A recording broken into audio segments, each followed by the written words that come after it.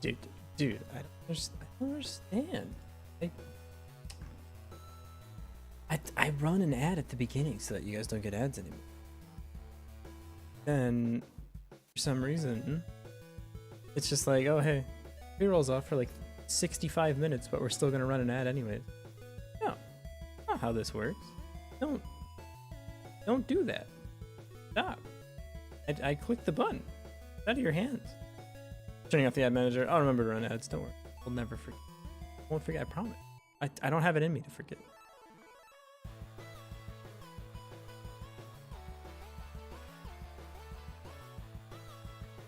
Gonna be just fine. One moment. Okay. Management ad revenue. Per month, like $10. I don't run them. I don't run the ads for the money. I run them because if I don't, you get pre-rolls, and like pre-rolls are booty butt cheeks. Hey, Blanky, thank you for this. Here to do that spits. Bye. Okay. All right. Okay. Well, hey, it was good seeing you, buddy. Bye. Enjoy the rest of your day, whatever you're doing. Yeah. All right. See you. Hey, so I got some stuff I want to talk about. I got some stuff. We're gonna make some games. So nice of you. That's what I'm saying. And then leaves. I mean, hey, I have like a latest bit giver or a bit high score thing or like a bit cup or something. It's something. That point gets their name up there. They give me a lot of bits. We're gonna make more games today for sure. We have to do a couple things today, so we're gonna do the like turrets and actually like HP on the void tiles, so you can actually play the video game and actually like do things. Because right now, as pretty as this looks, it kind of looks like I'm farming content on one of those like weird TikToks where they just do like a physics sim. It's neat. It's not really a game, but it looks neat. So there is that, you know. Is the game finished now? If you don't count the fact that you literally can't play the game, yeah, it's basically done. I think, yeah, I think it's good to go. I think it's ready to ship. No, but I think I've had some time to think about what I want to do with the stream. I think I got a good idea. But we can talk about that in a little bit. For now, working on the game. As you can see, we have the little purple void stuff, and it's certainly spreading, and it spreads quite well. And as it gets bigger and bigger, it spreads faster. So stream for the next 12 days. I will say I want to focus really badly on Sun Voltex for the next like amount of time, probably until KAC, because I really want to qualify. I'm not gonna say I'm not gonna stream at all, but probably not game dev as much. Here's what I want to do. Two things that I want to do is, one, when it's Wild Jam time, I want to stream every day of the week, or close, maybe not literally every day because I'll burn out again, but I want to stream probably 8 out of the 9 days of the Godot Wild Jam every month. You're gonna stream Heroes 3 and Rainbow exclusively? Yeah, exactly. In order to do that, I need to not stream on like my usual schedule, because that was too much. It's too much. I'll burn out. I would like it if I could do this kind of casually and more focus on making YouTube videos and making YouTube shorts and stuff. And then during the Wild Jam, focus on streaming, kind of go crazy. Stream like 8 days, try to do all of the game dev and like everything in a row, go crazy into it. I don't know exactly what that looks like yet, but I'm figuring it out. Another thing I want to do is more like content-y stuff, because like I'm gonna be honest. Twitch discoverability is kind of like booty butt cheeks. I've seen a lot of cool like YouTube shorts where they'll be like, oh, the top comment of this short decides what I put in the game next, and I think that's like that's a very fun thing that we could do. But I think on the non-Godot Wild Jam weeks, I'm gonna stream 2 maybe 3 times a week, probably 2 times a week. Sound Voltex streams don't count. Whenever I can get on the Sound Voltex machine stream, I will just stream Sound Voltex to cover those days. I don't really care about that. I want to play, like, I really want to focus on Sound Voltex right now. So something like that. So Wild Gem, go crazy. Other times, more low key, more variety games, more like YouTube content, stuff like that. Maybe to avoid weird blending with the grass, you can make the grass sort of grayish or at least less saturated purple. I don't know what I want to do for the grass yet, to be honest. Kind of just making the game play. Like I'm just horizontal slicing at the moment. Hey, Red Cyber Dragon, how's it going? That's kind of all I'm focused on right now, is just the slicing. Is just getting the game like to be operable. So not totally sure what I want to do with right work yet. I mean, Rosati, you did send me like the HQ thing. That's like definitely the right vibe. But other than that, I just want to get like the rest of the actual gameplay working today, hopefully. I'm going to do some offline mining this week as well. Probably tomorrow. I'm going to work on this a little bit more at a coffee shop or something. But like in my current state, I can't stream more than I just can't stream more right now. I burned out really hard. But I want to keep doing it. Like, I love streaming. I want to get back to where I was like really excited to do it every day. And I think the way I do that is taking more breaks, focusing on the other games that I want to focus on. Yeah, it's going to be a lot more Sound Voltex streams. It's going to be a lot more not stream.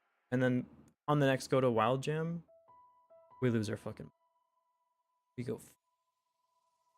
And I think I'll be in a good spot is if by the time I get to that Wild Jam, I am ready to take a small break from like Sound Voltex and a small break from studying just to go fully focus on this on the stream. That's where I want to be. But until then, we got some void to fight, dude. We got some void to fight against to stop the spread of... You want to see the HQ? All right, I got you. Let me open this file from Masati labeled epsteinlist.asprite. Surely nothing can go wrong with that. This is the HQ. It is modeled similarly close to like StarCraft HQs. StarCraft like Terran HQ or something. I like streaming when I'm streaming. Otherwise, it's really hard to convince myself to do it. Red Cyber Dragon, I felt the same way. Might I suggest taking a break? Because there was a point, and I clearly remember there was a point where I was getting excited to stream every day. And I wanted to stream more than the days I was streaming. Then I got the flu and COVID. And ever since then, I've just been very tired. And I haven't really been looking forward to streaming. And like, should have realized that sooner. I think my body's just tired. Okay, you know what the annoying thing though is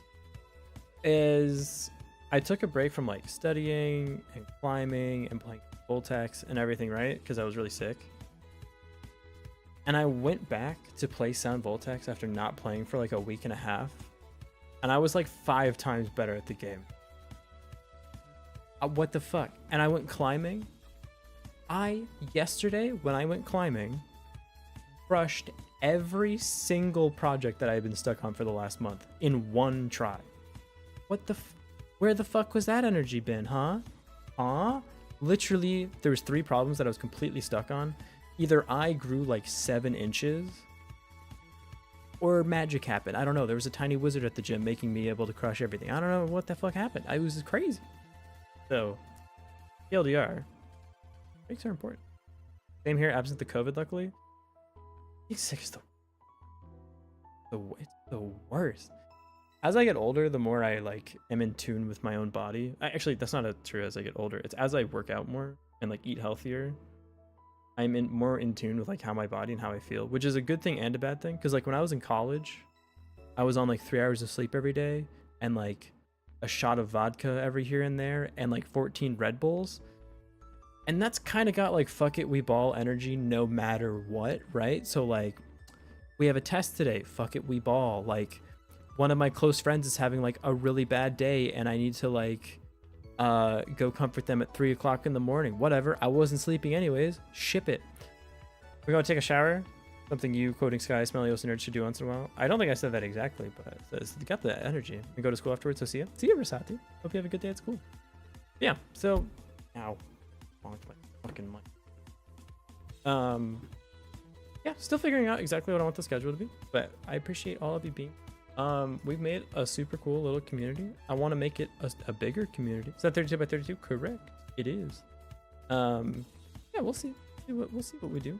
We're gonna cook. But until then, hey, dude. If you're curious why I was late today? I took a little nap. I'm still very tired.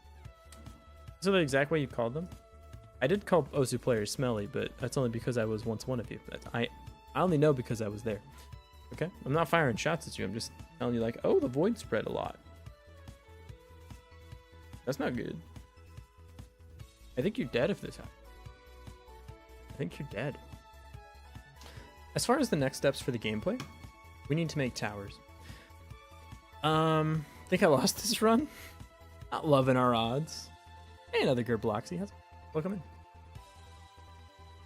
But on other news, I'm interviewing a lot right now. You might think that doesn't sound like it's good news for the stream. Wouldn't that make things worse if you were interviewing? If you got a job, wouldn't that make things worse? No, wrong. Bad take. I will have a new apartment, which means I can be louder and stream more. And later into the night, because I won't be like accidentally yelling at my neighbor. There you go. Hey, Virtual Agent, how's it going? Hope you're well. Okay, so Void Tile. Hey, Void Tile, how's it going? How are you, Void Tile? You look fine. You look great today. Did anyone ever tell you that? You're glowing. Got a real job? I'm trying. Trying to get a real job.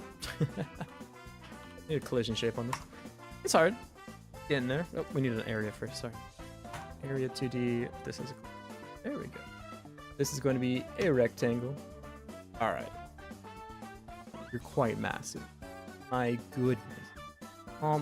Bring it down a little bit, okay? All right. Can you do that for me? Yeah. This 20 by 20. Where do you go to school, huh? Thinking you can be 20 by 20 like that off the bat? I'm gonna take my smelly Osu players, Mr. Sky, John, Video Game, Great TV. True. You ever met Osu players? When they going out by? See you. Okay, this Area 2D. This will be the hitbox for the. Oh, no. Tap my phone on. Like this. Don't worry about it. Collision shape. This needs a signal. We can get to the signaling in just a moment. For now, these have a collision shape attached. That's all I need. That's all I need from you. Next on the map, we're going to have a child node. This is going to be... Tower Manager? This is Node 2D. Node 2D for Tower Manager. Hi. Hey, Shizumi. Study my Japanese. Let's go. Well done, well done. You're tired of going with Norwegian. I want energy too. You know you don't get energy back by just working harder? I'm just as mad about it. Are there software engineering jobs for people who don't speak Japanese? Asking myself. So many. There are so many software engineering people that don't speak Japanese. In fact, here's a funny conversation I had with my school because they kind of do like counseling or checkups with the students as you're like learning Japanese. And so they go, what do you want to do after the school? And I said, I want to get a job. I want to get a software job. Or I want to get a job. And they go, oh, what do you do? And I say, oh, I'm a software developer. Actually, specifically, I'm an AI engineer and a data scientist. And they go, oh, okay. I don't really know what that is, but they know it's like programming. So they're like, oh, is it programming? I'm like, yes, programming. They're like, okay, well, the JLPT, which is a Japanese language proficiency test, and it has 5 levels. So 1, 2, 3, 4, 5.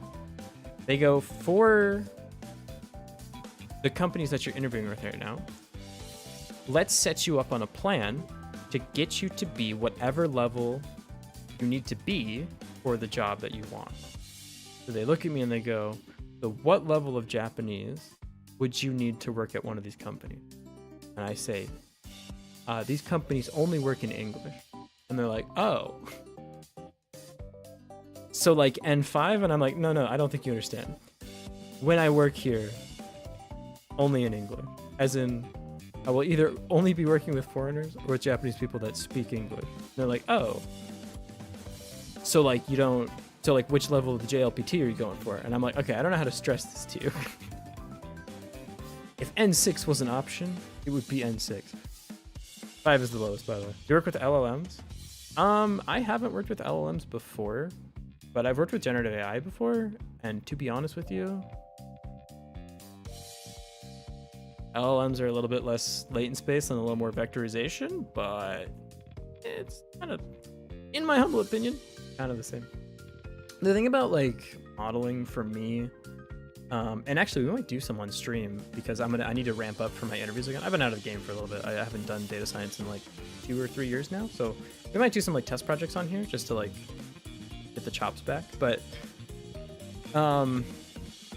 my perspective of when I was a data scientist is knowing specific models is a lot less important than just knowing how to learn whatever model, because like LLMs are hot fire right now, right? Like everybody wants LLMs. LLMs are the shit right now, man. Oh my god. If you have a network, it better be a large language model. It better be. It better be. If you touch anything else, why are you even bothering? And it's funny to me that people think that this is like now the model, right? This is the architecture and it'll never be different, right? And it's just really funny to me that people are so convinced that LLMs are just perfect and will never be beaten by anything, and that there's literally no reason to use anything else, and that if you use anything else, you're wasting your time. And the funny thing is, we've been here before. Neural networks, deep learning. And you might go, yeah, but that was different. And I want to go, well, we were there before too with random forest, isolation forest. You might go like, okay, well, but this time it's different. Like, yeah, we were there before too with like logistic regression and regression modeling, which is just line of best fit. And actually, as it turns out, ChatGPT 4 is also line of best fit. So ChatGPT 4.0 seems nuts.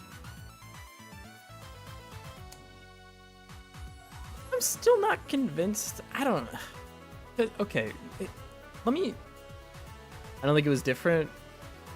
It's been this way the whole time. Because the way advances in AI space work in general is two things scale. So there's either the data scales or the architecture scales. So LLM is a new architecture. And at the same time, like the data that we're having available for training is also scaling up. Aren't LLMs also heavily involving neural networks though? Some of them are. Yeah. We're losing jobs for real? No, we're not. No, trust me. No. Hydrate, you got it. Especially if you work in tech, your job's not going anywhere. You're just gonna, if you're a software developer right now, you're simply just going to change your title to software developer and AI and engineer. That's it. It's the same job. But the thing, what if you work on a factory? You think ChatGPT is going to take a factory job? It doesn't have arms. How's it going to do that? The thing about architecture evolutions is that they always look like this. And right about here is when the hype builds. And then right about here is when companies go for it.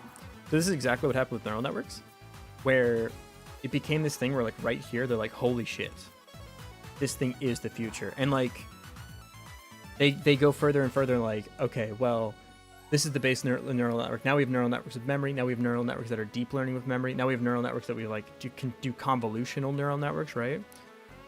That is what's happening with ChatGPT right now, and like GPT-4 and LLM, is we're at this part, we're at the leveling out part. Because LLMs are not going to get much better from here. So like ChatGPT 3 to 4 will probably be the biggest jump in performance that we will see with ChatGPT forever. Purple, I got you. My job could have done to AI, it would have not been that complicated. Not only that, but like, in order for an AI to do your job, it has to be something that like an AI, this is gonna be a tautology, something that an AI can do, which like obviously yes, that's true, but like in a way such that your job has to have nothing that is adaptable and nothing that would need human reasoning to apply to. Because what I think will happen, and what I already see happening, is that people use AI during their job. So like programmers now, a lot of programmers use like Copilot and ChatGPT to like edit their stuff, right? Purple, I got you. Right? You're gonna see more of that for sure, but like you can't fire a programmer and just say like, well, AI will do it. First of all, who's talking to the AI? And don't say a prompt engineer. I'll stab you. That's a dumb answer. That's not a real job. LLMs are just neural networks with billions and billions of data points. Sort of. Sort of. LLMs are... So the architecture is not typically a neural network. I mean, some... No. Because the latent space is all just vectorized, right? So it's not actually... I don't think it is a neural network, no? Is ChatGPT a neural... I don't think it's a neural network. I think it's just a vectorization thing, yeah? What network is ChatGPT based on? Is it a network? ChatGPT. What's the architecture? I actually don't know. Jailbreaking service, ChatGPT Plus, future direction. They have like a white paper on ChatGPT. I can look at the white paper. I don't care about any of this. What's the architecture, bro? I don't care. You believe it's a neural network? Oh yeah, I could be wrong. I didn't think it was, but like, counts as a neural network. Fair enough. There's like a calculator, but for programmers. Transformer. If you want to know how ChatGPT actually works, it literally is just predicting what word should come next. That's how the whole thing works. Uses transformer neural networks, a type of neural network architecture to produce human-like text. Oh, interesting. Okay, so it's transformer neural networks. I don't know what I thought it was if it wasn't a neural network, because like, what the hell else would it be? I just for some reason thought it wasn't. I don't know. Yeah, I'm happy to be wrong. That's cool. Again, I don't think it matters too much, but basically all ChatGPT does is think about a matrix.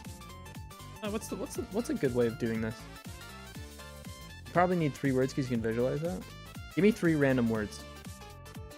Make 2 of them are like sort of related. You need 3 words. Or someone type 3 words for me. The matrix, yeah. Yeah, but like I don't know how to show a matrix well. I need like 3 words. And okay, I need 3 I need 3 nouns. Matrix can't fathom the amount of dimensions that it uses. I mean, that's just networks in general. That's why like apple, tree, hoe. Pirate sound tree. Okay, I'll do apple, tree. I like apple tree makes a lot of sense. Okay, let's just do apple, tree, and pirate. Okay, we're gonna cross this with apple, tree, pirate. This doesn't mean anything. Imagine for each word in this network, there's an attached vector that, this is high level, so it doesn't work exactly like this, bear in mind, but basically how related is this word to this other word? So like apple and tree, apple trees are real, right? So I'm gonna give this like a 0.7. Let's say that everything's based from 0 to 1. Apples and pirates? I don't know of many pirates eating apples, so I'm gonna give it like a 0.2, right? And then finally you have tree to pirate. I mean, pirate ships are made out of wood. Wood comes from tree. I'm gonna give it like a 0.3. And then you reflect this. We don't have to, but whatever. And now let's pretend we're having a conversation with ChatGPT. And I say, hey, ChatGPT, apple. Apple is my word. It's gonna go to this matrix and look at what words are most closely related given this input of apple. And it'll say, oh, well, tree has the highest weight. I should say tree in response. So it looks at the input that exists so far. It says apple. Then it goes, okay, well, I know that the highest weight next is tree. So you get apple tree, right? That makes sense. That sounds like what something a human would say. This is how ChatGPT works. Except now on the next input, it goes apple and tree. What's the next word? What should the next word be? And instead of apple, tree, and pirate, it's every single word that's ever been used in every language ever. But that's all it's doing. It's simulating a conversation that happens between 2 human people using these vectors. That's it. And yes, there is more logic to like, how are these vectors constructed? What is the input of like, how much weight does like this thing have? Maybe the way you want your model to work is that the most recent word has the highest like weight applied to it, right? So like, given that we have 2 inputs now, we're gonna have apple, which gives pirate a 0.2, and we're gonna multiply it by this tree 0.3. And maybe there's a 4th word that we have that's like apple, tree, and fruit, right? We have fruit. Maybe fruit and apple go like dummy thick, but apple, for whatever reason, fruit and tree don't go that hard together, so like a 0.1. And it knows that if there's apple, it should pick fruit, apple and tree, it'll still probably pick fruit over pirate, but I think AI will eventually be learning from itself, like general intelligence. For that to be a thing, you need to have AI that's, there's a word for that, it's called emergent. Currently nothing that we, well, almost. almost nothing that we use right now is emergent. Emergent means that it can discover patterns on its own, or discover architectures or patterns on its own that aren't present in the data. Better explain it as what word most often come after this one rather than how similar are these words. That's true, yeah. What word is most likely to appear next? Yeah. Well, yeah, it's probably a better way of doing it. 1 second, I need to talk. I hydrated here without saying anything. Don't worry, I hydrate. Opinions on Markov chains, opinions on Markov chains, Markov chains, Markov chains, Markov chains, Markov chains, Markov chains, Markov chains, Markov chains, Markov chains, Markov chains, Markov chains. That's a joke about Markov chains. Heyo. And if you get it, you're laughing so hard right now. Oh my god. Sky is AI. Sky is AI. Is AI. Is AI. Is AI. Is AI. Is AI. Is AI. Is AI. No. Period. There's nothing that catastrophic forgetting. It's more this. So, ChatGPT, when it's running, let's say you give it something it's never seen before. Let's say you type in the word glabluos. You type in glabluos. It's never seen this word before. This is all you type into ChatGPT, right?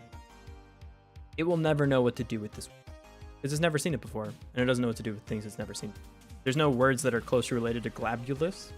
It might have something in the shell where it's like, this is probably gibberish, or they mistyped something. Maybe I'll map it to like their closest word or something. I don't know if it does have that, whatever. But it can't look at this word and like think about it. There's nothing in ChatGPT that's actually doing any thinking. When people are like, how does ChatGPT know? It doesn't know anything. It literally knows nothing. Like fundamentally, it knows nothing as AI. You're looking glabulous today? How far is this from fabulous? GL to F, Fab, and then relaunch the letters here. Okay, all right. It's useless to like solve and learn and make new things. Correct, yes. There are points where like you can get ChatGPT to read documentation. Works on tokens, not words, so it doesn't need autocorrect or anything. True, yeah. Still, I don't know what it would do with this. But you're right, Owen. I mean, if you want to get technical, like there is a tokenization step, and if you want to talk about like tokenization, there's like lexing and parsing that you can use into tokenization. It's easier to explain it as just words, but you are technically correct. I'll give it to you. I'll give it up, all right? This guy NLP's over here, all right? I mean, that's a bag of words, bro, if I've ever seen one. Glabulus. ChatGPT, it seems like you might have mistyped or referring to something specific. Could you provide more context to clarify what you mean by glabulus? Yeah, exactly. It doesn't know what to do. Now, emergent systems do exist. One way you can do this is with something called genetic programming. My favorite kind of programming. GP, genetic programming. Let me give an example of how genetic programming works. Let's say we have architecture for... All right, this is the GP, this is the flower stem of GP, and I'm so sorry that this is what it is. But let's say, no, it's okay. The GP star child is Taylor series, and they're hard as fuck. So let's do something else. I mean, some of you are saying Taylor series aren't that hard. Okay, look, I know you know math, okay, and I'm so happy for you, okay. You're gonna say, why use Taylor series? Why not use fucking the other one that I can't ever remember, and all I can think of is Lucas numbers, which isn't what that is. Lucas numbers is the Fibonacci sequence, except you start at minus, what is it? You start at 0, 1, or you start at 1, 2? I don't remember. Doesn't matter. Doesn't matter. You love Taylor series? Good. I'm glad they're easy for you. They're not easy for everybody. Let's do something different. Perfect. Fourier series? I fucking knew. I knew. Yes. See, I know it was in your brain. I knew what you were thinking. I know what you were going towards. Today I couldn't remember the word for computer vision. I'm losing my mind. Genetic programming. Let's say we want to create a model that gives us the number 10. And what it's allowed to have is an operation and two things we call terminals. Terminals are any number. Wasn't thinking about it until you brought it up. Are you sure? Sure about that? You can't say Taylor series in a room full of mathematicians without one person going, well, actually, shut up. I know. I know you know. Okay, hydrate, you got it. And this terminal is allowed to be plus, minus, divides, subtract. Don't know what Taylor series is? Don't worry about it. If you don't need to know what it is, you don't need to know what it is. You're not any dumber for not knowing what it is, okay? I do not consider people that know Taylor series to be inherently smarter than people that don't, okay? I think evolutionary methods are good for making small models, but it's very hard to scale up. There's actually a way around that. And I think we're about to hit GP goes crazy. Ow. I think we're about to hit GP goes crazy maybe in like 10 years. The GP is emergent. So GP can actually know things, which is crazy. Like, yeah. Interested? I'll get to it in just a moment. Let's say this is plus. And this is like 2. Well, I drew a number 1, so it's number 1. This is a 4. And you make a bunch of these, and you completely randomize every part of this. So maybe this is a subtract and a 2 and a 6. And you evaluate all of them, and you say, okay, well, u equal 5. U equal 5. 2 minus 6 equals minus 4. And we'll do one more for posterity. We're going to say 7 divided by... Why would I do divided on a 7? I meant to... Did I say 7? It's so funny. I meant to say 6. 6 divided by 2, that's 3. Our goal was to get to 10. We look at all of these different things. We say, hey, you are the closest. We will now, and I'm not joking, they call it recombination, but you know what you do as a human? We breed you. That's what we do. Sorry, then maybe it's like a chicken was a better analogy. I don't think we breed humans. That's a different route. You're like a chicken. You're the best chicken. We're going to breed you. And we're going to breed you with copies of yours. Well, we can't do copies of yourself. So we'll go with the second best one. We're going to make more chickens. We take the, whatever, humans breed just willingly. Okay, fair point.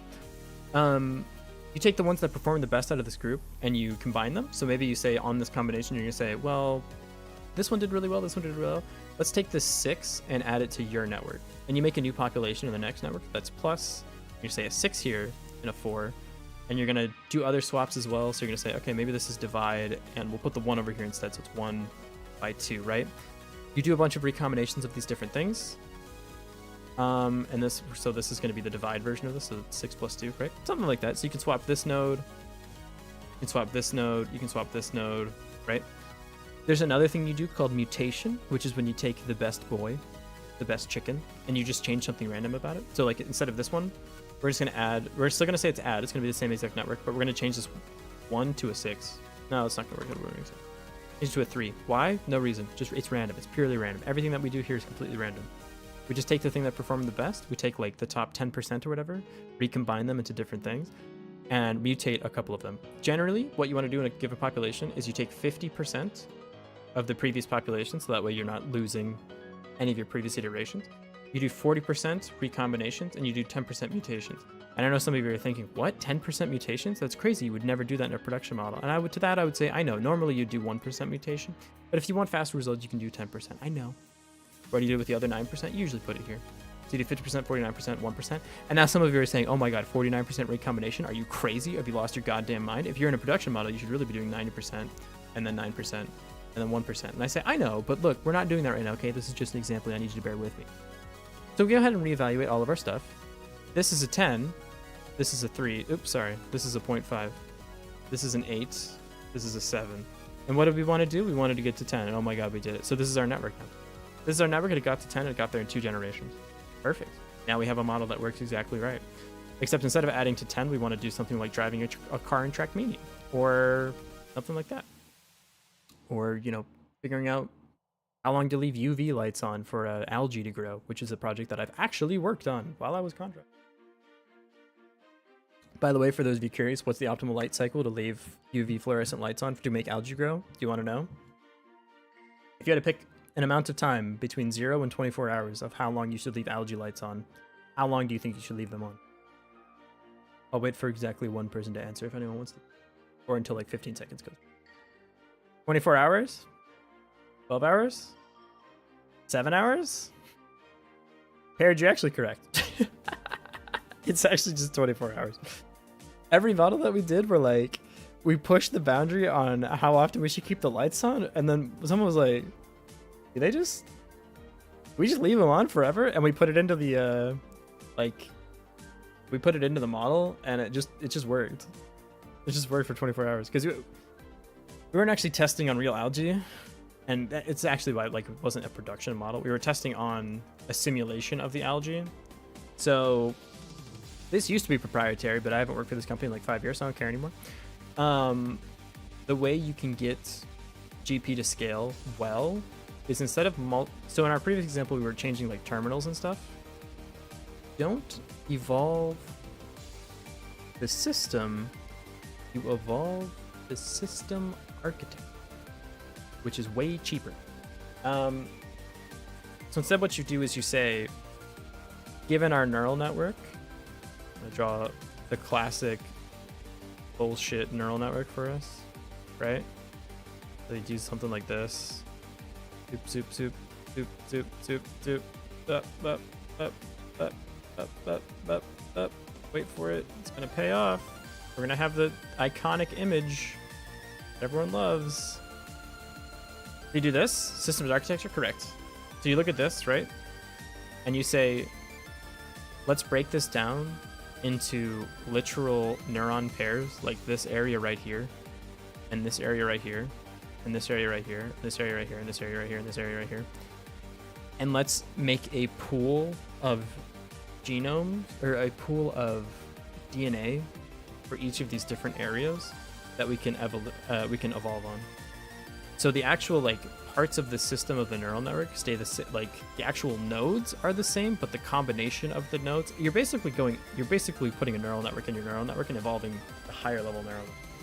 That way you can have intricate changes in your neural network from an architecture level. So like maybe for example, you want to put like one extra node between these two nodes and then put it back into the network exactly where it was already.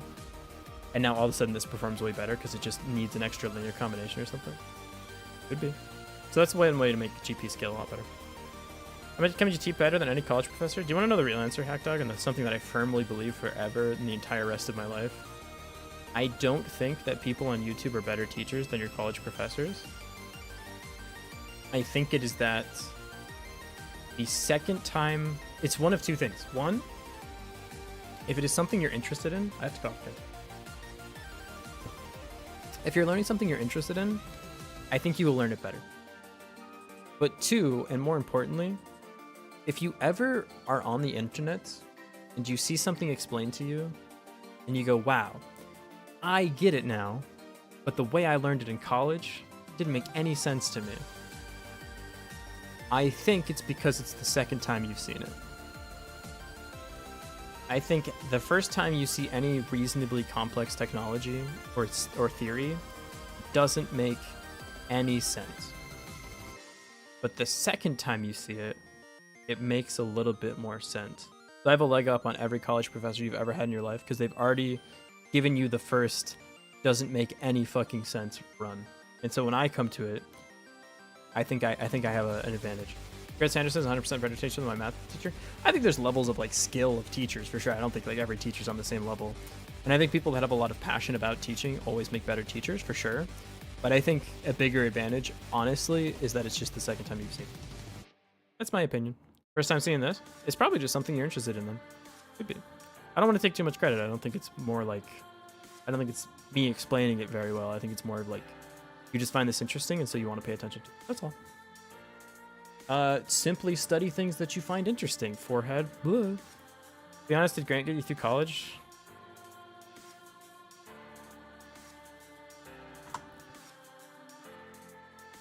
Did Grant get me through college? Did Grant get me through college?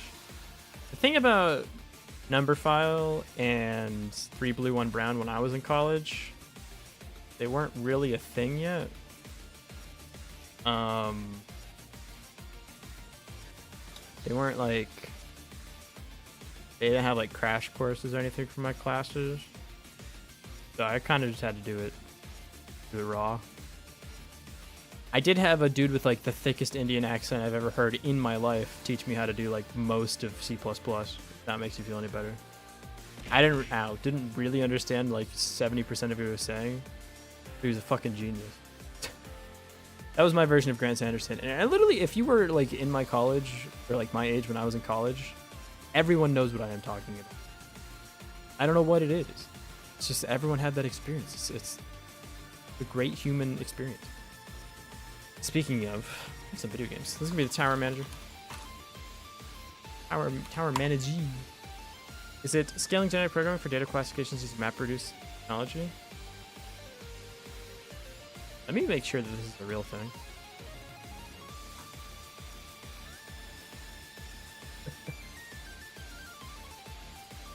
This is what I did. It's called Leaf. Calling it evolutionary framework. Yeah, it was just called Leaf. I worked on this. Well, I didn't work. Did I work? If you ask the people that worked on Leaf if I worked on this, no. But did I work on this? In my opinion, yeah. This is Goof working on today, making video games. What do you think of being a teacher? I would love to be a teacher. Originally, my plan was to stay in Japan for 3 or 4 years and come back to America and do my PhD. And then be a professor. Now... We'll see. I don't know if PhD's in my wheelhouse anymore, to be honest. Because that's a lot of money. And it's time that you're not working. But it was my plan for a while to get a PhD after I float around in Japan. COVID really derailed my entire, like... Here was my brilliant plan out of college. So colleague. I was going to go to colleague. Then work for like 2 years. Then get my master's. Where did I go to college? Michigan State University. Then get my master's in data science. And then go to Japan and work in Japan for 3 years. And then get my PhD in math. And then be a professor. So, realistically, I did skip this part. But, like, I'm kind of on the right path. This part, though, I don't know if I have. I don't know if I have this in me at this point. The reason why I worked for 2 years and get a master's didn't work is because I got a really good job. Got a really good job that paid me a lot of money. And I was like, well, I could go back to school and be kind of miserable and have no money. Or I could work my very comfy data science job, which would be the job I'd get after having my master's anyways, and have money. So I did the money. And then I got an even better job, which is why I delayed the Japan move. Because that, I mean, my Amazon job was pushy. Oh my god. But then I decided that I just needed to fucking send it. So now I'm in the Japan for 3 years arc. The thing that I'm feeling now is that I kind of want to stay in Japan, but I haven't worked here yet. Maybe I'm just glorifying everything. But it would kind of feel like a waste if I didn't stay, because I'm like learning the language. I don't know what I would do with that after I left. Hey Maddie, welcome back. To stay. Link bilingual professor. There is an angle here where I get my PhD in. I would need money. I'm a 4-decade resident. Old PhD programs Japan. Did I do this? Okay, hear me out. Here, hang on. Hear me out. PhD program, international. This is not. Is this a real school? No, I would want to do it like somewhere like Tokyo University.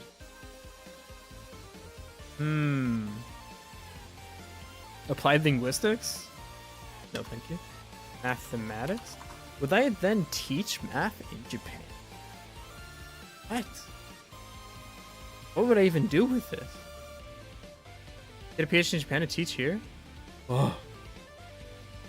Whoa. Suck at math? No, you don't. No, you don't. You can't be bad at math. It's impossible. There's no way. Hey, Glizzy MC, how's it going? Your brain does math all the time. You can't be bad at it. You might have had bad math experience, which, like, I can totally empathize with that. Math might be challenging for you, but you're not bad at it. Brain cells rubbing? Literally. You know how many things are on this page? 5. You know that. You disagree? I don't. Hydrate? You got it. I don't disagree, and I have a degree in mathematics. I have one. I'm allowed to say these things. No, I think people have had bad math teachers, but I don't think people have had it bad. Prove it. Well, yeah. Using contraposition. I think you mean contradiction. But I like your spirit. I just had a bad math experience, especially in high school. Everyone was so good and I didn't know what I'm doing most of the time. See, I find that, and maybe it's just because I'm an old curmudgeon-y person, but I find that more of a, like, system, an issue with the school less than an issue with you, right? You shouldn't be in that position where you feel like you're so far behind you can't catch up, because you never catch up. You know what I mean? So, like, if this is the knowledge curve of, like, this is what you're supposed to be learning, right? The problem is if you're above this line, you actually still gain knowledge at the same speed as this line, right? You can't go, like, too far above this line no matter who you are. But if you're below the line, the delta between the lines gets worse and worse, right? Because, like, okay, this is knowledge that you're trying to get. So this will be like, I don't know, like how to do a derivative, right? And this is how to do an integral.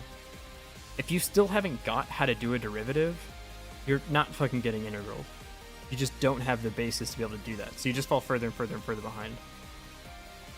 In a good system, like in a good schooling system, what should happen is that you should go to a lower class and just catch up to this knowledge. But the way school works, and especially like math classes, is if you fall behind, eat shit and die, kid. Like, it's just, that's not helpful, right? I understand that, like, from the school perspective, they need to motivate you to do things for this, like, to do your classes and to be a good student, right? But it's not like people who fall behind this curve want to do bad, right? A lot of people that fall behind this curve still want to learn math, or at the very least, like, don't want to not learn math. You know what I mean? Like, their default state is not that they want to be less motivated and feel shitty, right? Some people do, but I mean, go see a therapist, right? Motivation, never heard of it? This kills your motivation. So, like, what, like, you know you're not going to catch up anyways, so what's the point? You didn't get this part, you're not going to get this part because you're missing the foundation of the knowledge, so what the fuck, are you just going to give up? It's like, yeah, I would too. Like, what person is going to look at this worsening situation and be like, well, I bet if you just studied hard, shut the fuck up. That's not helpful advice. Have you tried studying harder? I'm sure you have. Did it help? I don't think it would. What should be the case is that you should be dropped into, like, a lower class, and there shouldn't be a stigma with that, where you're above or at the new curve, and then you can just learn with the curve. Never sat down and properly studied. Some people don't need to. Like, if you're above this line, you can just stay with the class and you're fine, right? The problem is, if you are this person, there will sometimes be things in life where you are below this curve. I'm below the line, and it's okay. That's fine. That's fine. Do you know why people are above this line? Because they do more math than you. Or they did more before they got to the class. Most of the time, whether or not you're above or below this line has less to do with, like, your natural intelligence and more with just you've had more time and you're less, like, you can just do better in the class because you have less going on. Right? Like, it's not like, oh, you're so much smarter. It's probably just like you just have better opportunities to be ahead of the curve. That's all. There is a component to, like, natural intelligence on these things, but I think that more determines, like, the speed at which you go up or down this curve and less of, like, where you are on the curve. I don't know. You could be the smartest, like, 14-year-old ever. If I give you, like, a fucking college level statistics book, you're gonna explode. I remember with Khan Academy, it was way after school and I have no real time pressure anymore. And, like, that could be a reason you fall behind the curve when you were in school, right? You, like, the anxiety and stress that you get from, like, being in the class and in that situation makes you perform worse in the class. Then, yeah, you're gonna fall behind that curve and it's gonna be easier for you to learn on your own time, and it's fine. If you're you, it's better to accept it and focus on your own improvement. Exactly. What I'm trying to say is, it's like a game you put hours into. Specifically, I mean, if we want to think about this logically, it's like a rhythm game. It's actually just like Sound Voltaic Succeed Gear on the Valkyrie cabinet, where, yeah, it's just about the amount of time you put into it. And, like, let's say that this is an 18s and you're stuck on 16s, the gap is too big. You're not going to learn that much from doing the 18s. No, but yeah, it's literally like that's how you get better at anything, right? There's a concept of a growth mindset where you look at things and say, whether or not I'm able to do this is out of the question. I can do literally anything, but I know to get there, I have to practice and like plan how to practice and work on myself to get.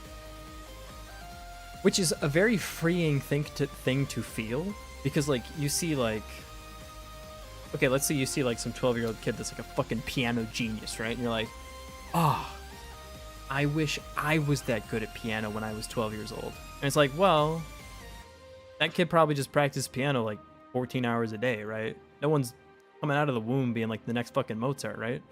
He probably just played a lot of piano. You could be that good if you also practiced 12 hours a day, but you didn't prioritize it. That's fine. You wanted to do other things. I'm not like kicking myself like, oh, I should have practiced more piano. God damn it. It could be the fact that like you didn't know what a piano was until you were 10. So yeah, he's going to be better than you. He's had more time to grow into being a better piano player. Fine. That's all that it is. It's no worries. You believe you can be an ethical billionaire? No. Not at the current.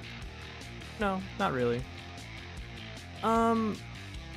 Okay, well that's kind of a blanket statement, but in general, like, to be worth $1 billion, you need to have created wealth up into $1 billion, or probably more.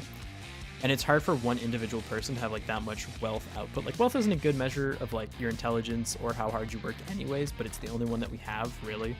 But like to get to $1 million completely self-made and not exploiting the labor of other people is probably possible. So like streamers, we are exploiting you. We're exploiting like your time and attention. But if you feel like you get something out of the stream, you're not like obligated to give us money, right? It's your own choice. You're allowed to not subscribe, right? Never sub, never donated, watch with ad block on my neighbor's stolen Wi-Fi.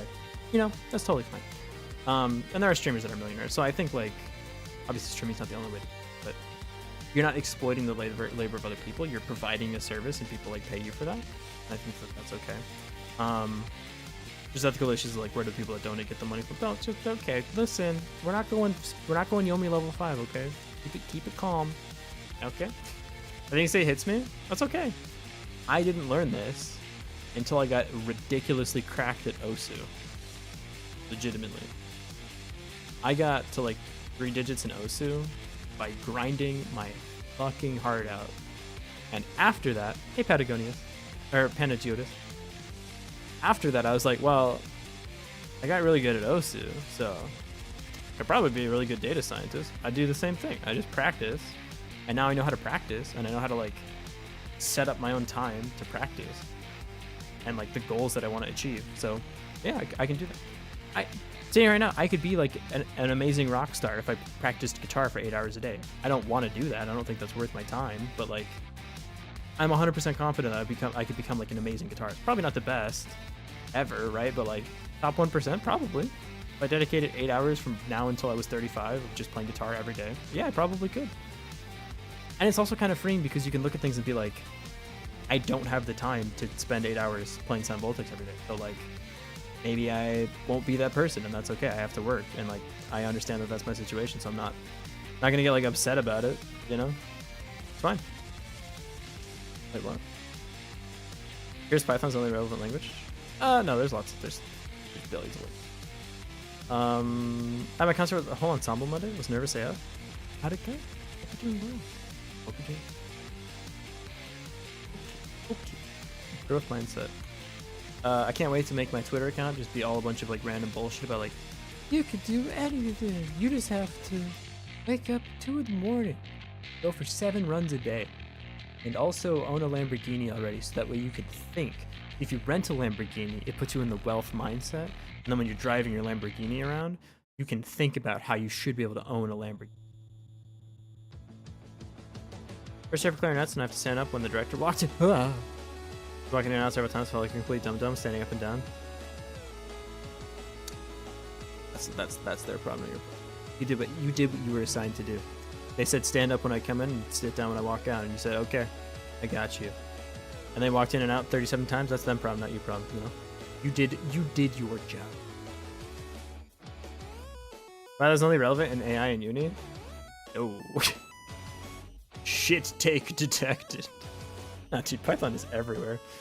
You ever heard of this language, ever heard of this silly little thing called Lambda? Or perhaps PySpark? Python's huge, dude. Python's everywhere. Godot? Godot's GD script. But it supports Python, just not native. And then I also had a speech notes to present one word too. How'd it go? And data science? AI, data science, data engineering, and scripting in Lambda, and like front end for like Flask and Django. But other than front end data engineering, like pipelines, data science, AI in university, dead language, in my opinion. Dead language. Why would you even use it? It's only useful for front end, some back end data, like data pipelines, data engineering, AI, and data science. But like, if you don't count that, Flask and Django were mistakes. They don't count. I'll ban you for that. I love Django. What? I like Flask too. What are you mad about Flask for? Got a vendetta against Flask? Who hurt you? It wasn't Flask. I don't like Flask. What's wrong with Flask? Is great. You ever been able to make a website in like 3 seconds? Flask can. And someone's gonna say some dumb bullshit about like Spring Boot or whatever right now. I'll punch you. Just read 37 years of documentation. Spring Boot can make a website in like 2 seconds. I straight you got it. I love Scratch. I like it to get people to learn how to program. Okay. Add child note. No 2D. This is gonna be a tower. We need a sprite for the tower. I'm gonna make one real quick. File new. The HQ is 16 by 16. The tower should be. It's right there too. Quick and dirty sprite for the tower.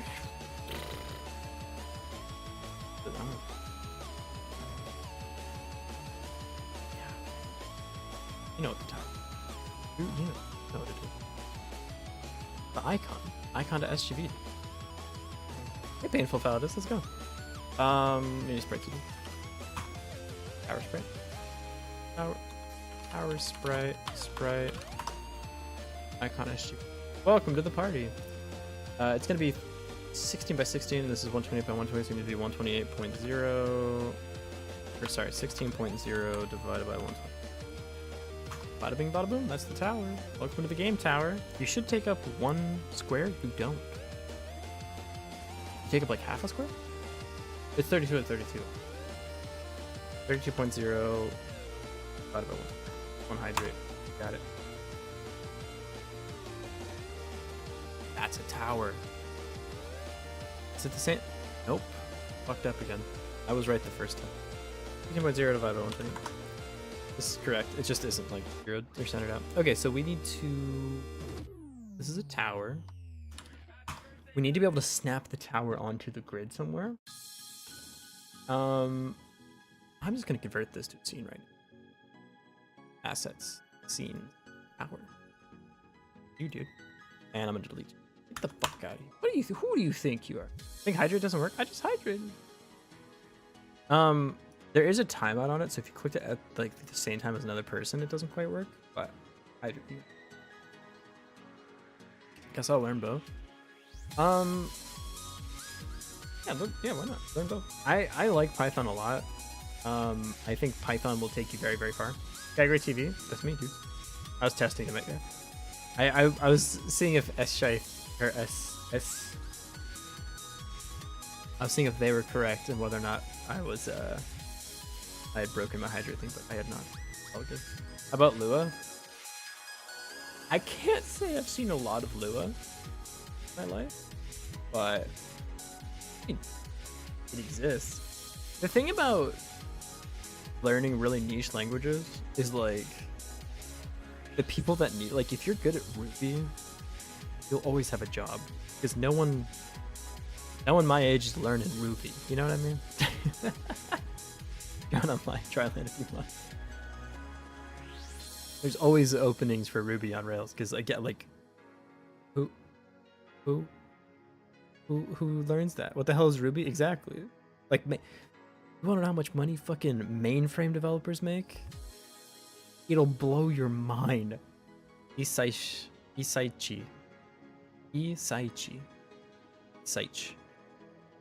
Both are cool. Yeah.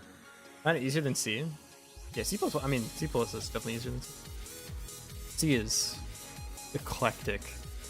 That's great. Power manager. Your map is get parent, so I can say on ready. On ready map. Get parent. Parent. We have the map. Hey Java. I like it. I do. It runs on anything. But it's also eclectic, for sure. I think learning Java as your first language is difficult. Isaichi. I should know because you pay me money every month, and yet I don't because I'm the worst. Good night, Painful Paladins. Thanks for being here, buddy. How did I place this tile? Place void tile, new tile coordinates. We need a place map tile? Map.place us? Place our tower? Place our tower. Yeah, we need that. We're gonna create a new tower. So we need the onReady our tower scene equal load sets tower. Yep. We're gonna make a new function here. Function place tower. We'll say position because this will be the mouse position. We're not getting to a lot of this yet though, because we're gonna need some logic to like give you the cursor to be able to place actual tower, and it should be able to check on underneath the cursor like if what you're doing is okay, like the red and green thing that we're using from the dwarf game. I'm actually a person. I just want to clarify. Sorry if I seem that way. It's your name, bro. No, that's the one thing. Like, if you're gonna actually people, do it for your name. Absolutely.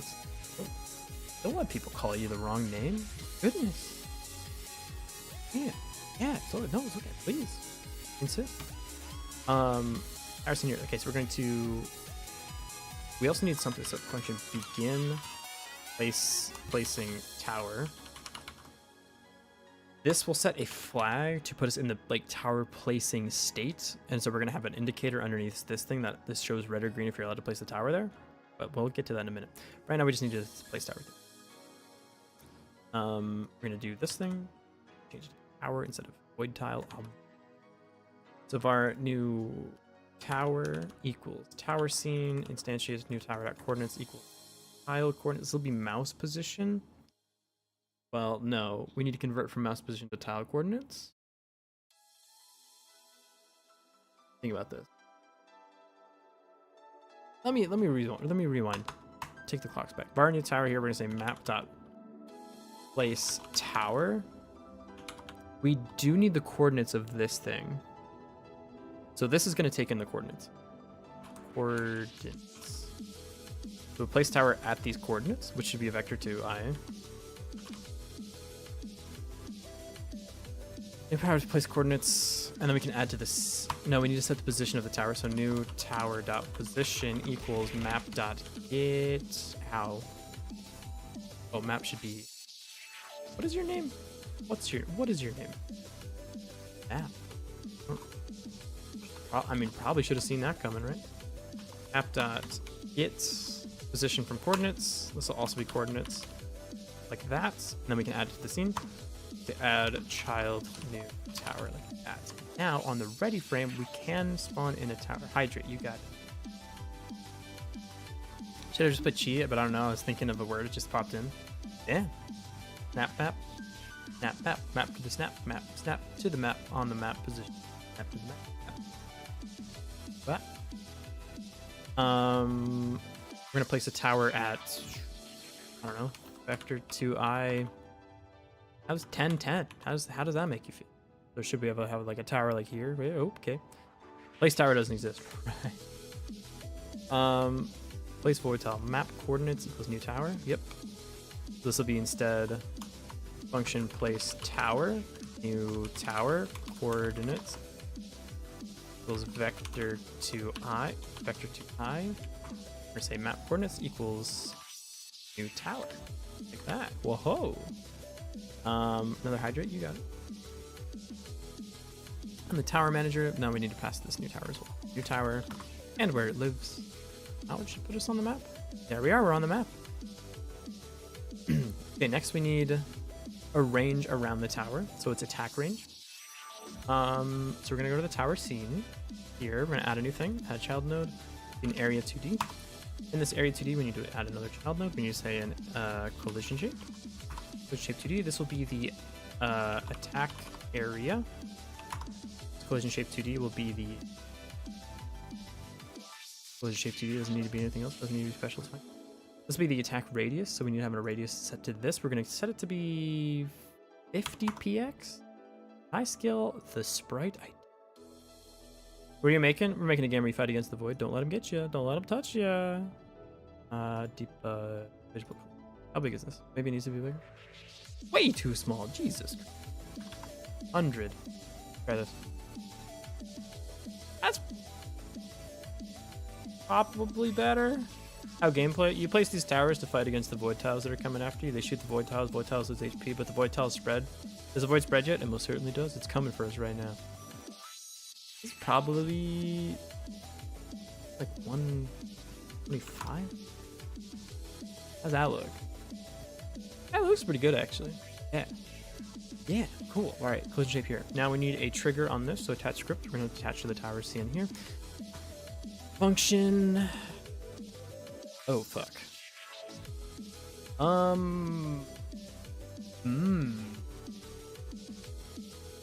This is hard. This is hard. Okay. Because you might be thinking, no, it's not. You just check if there's things that are overlapping with the area every, like on an attack timer. Which I say, yes, but if the void tiles spawn in, does that trigger the overlapping area? It won't trigger area entered, I don't believe. Add to the scene. I don't know how these signals work. I think we can overlapping area. Okay, so we need an attack timer. We need a child node here. This is gonna be a timer. So this is gonna be the attack timer. Attack cooldown. And it shouldn't fire until something enters the area. But if something enters the area, how will I know if that's something spawns onto the map and I'm not moving? Does that count? Does that trigger the area triggered? I don't know. We can try it. Okay, let's try it. So we're gonna say on ready. This is what, I don't know what's happening. I just like how he's happy. Thank you. That means a lot to me. You should be here for the Sound Voltex streams. I'm literally beaming. Bar. What is this? Attack area? Attack area equals up. Attack. Hello? There you go. Attack area dots. Body. Entered? I don't think that this works. Body shape entered? No, it's the same thing. Body entered. I don't think that this function works. I don't think that this function works. You find it just see him wiggle around. Making you I want you to be happy. Act on body entered. You know, you're in the AI field. It's really nice.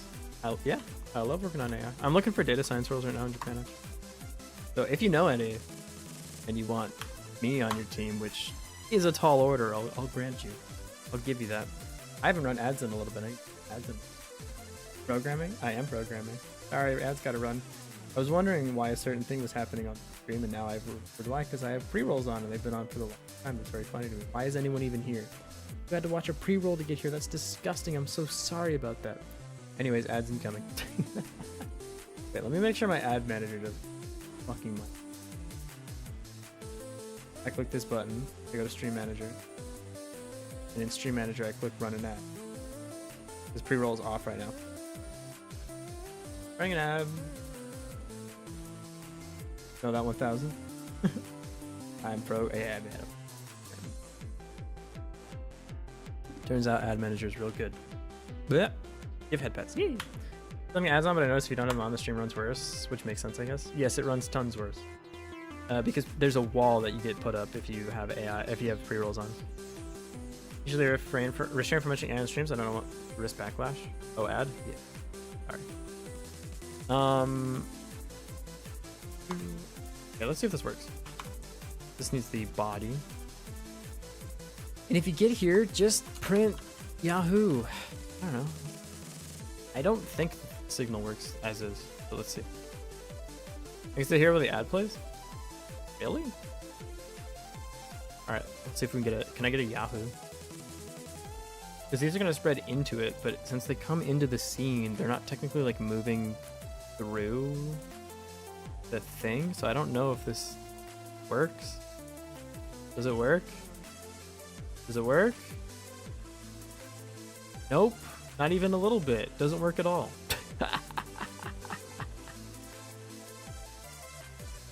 Kinda to be expected. Yeah. I knew that. I mean, I knew, but I just wanted to know, you know? But I knew it was gonna happen. So instead we're gonna do this on attack cooldown.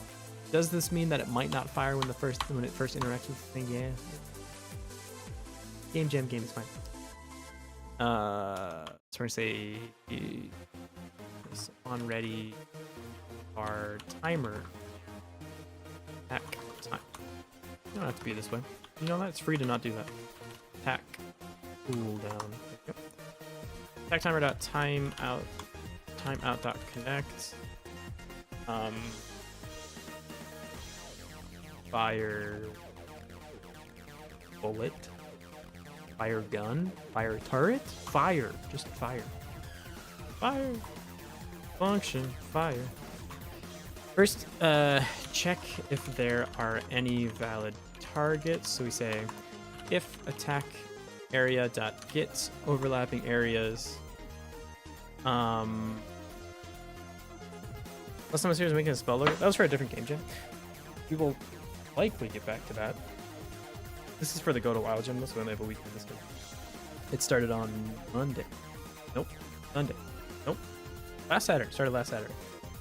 Get overlapping areas. Wait, I need to get the areas. I mean, you get a comment in your code as Sky. It's funny, I learned this method from ChatGPT.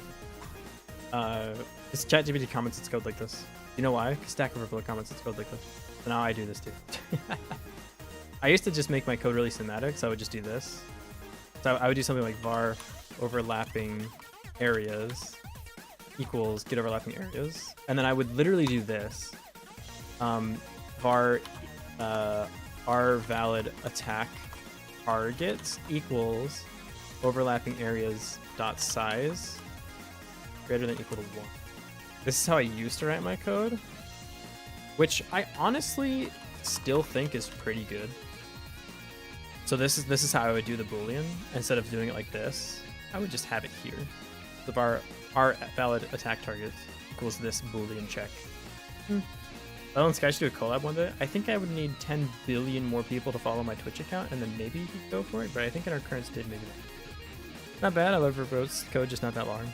I have been. It has been suggested that my variable names. To those people, I say, "What are you afraid of, huh? What do you think? I use too much memory with my variable names? Would you prefer this? You want me to be this guy? Which person would you rather have on your team?" I'm asking you. Yeah. Throwing shade. Throwing correct opinion. Dot size greater than equal to 1. Then we have an area, so we're allowed to actually shoot at the thing. We could shoot at a random thing, which I think is funny. So we're gonna say our target equals overlapping areas dot. There's a random dot choice.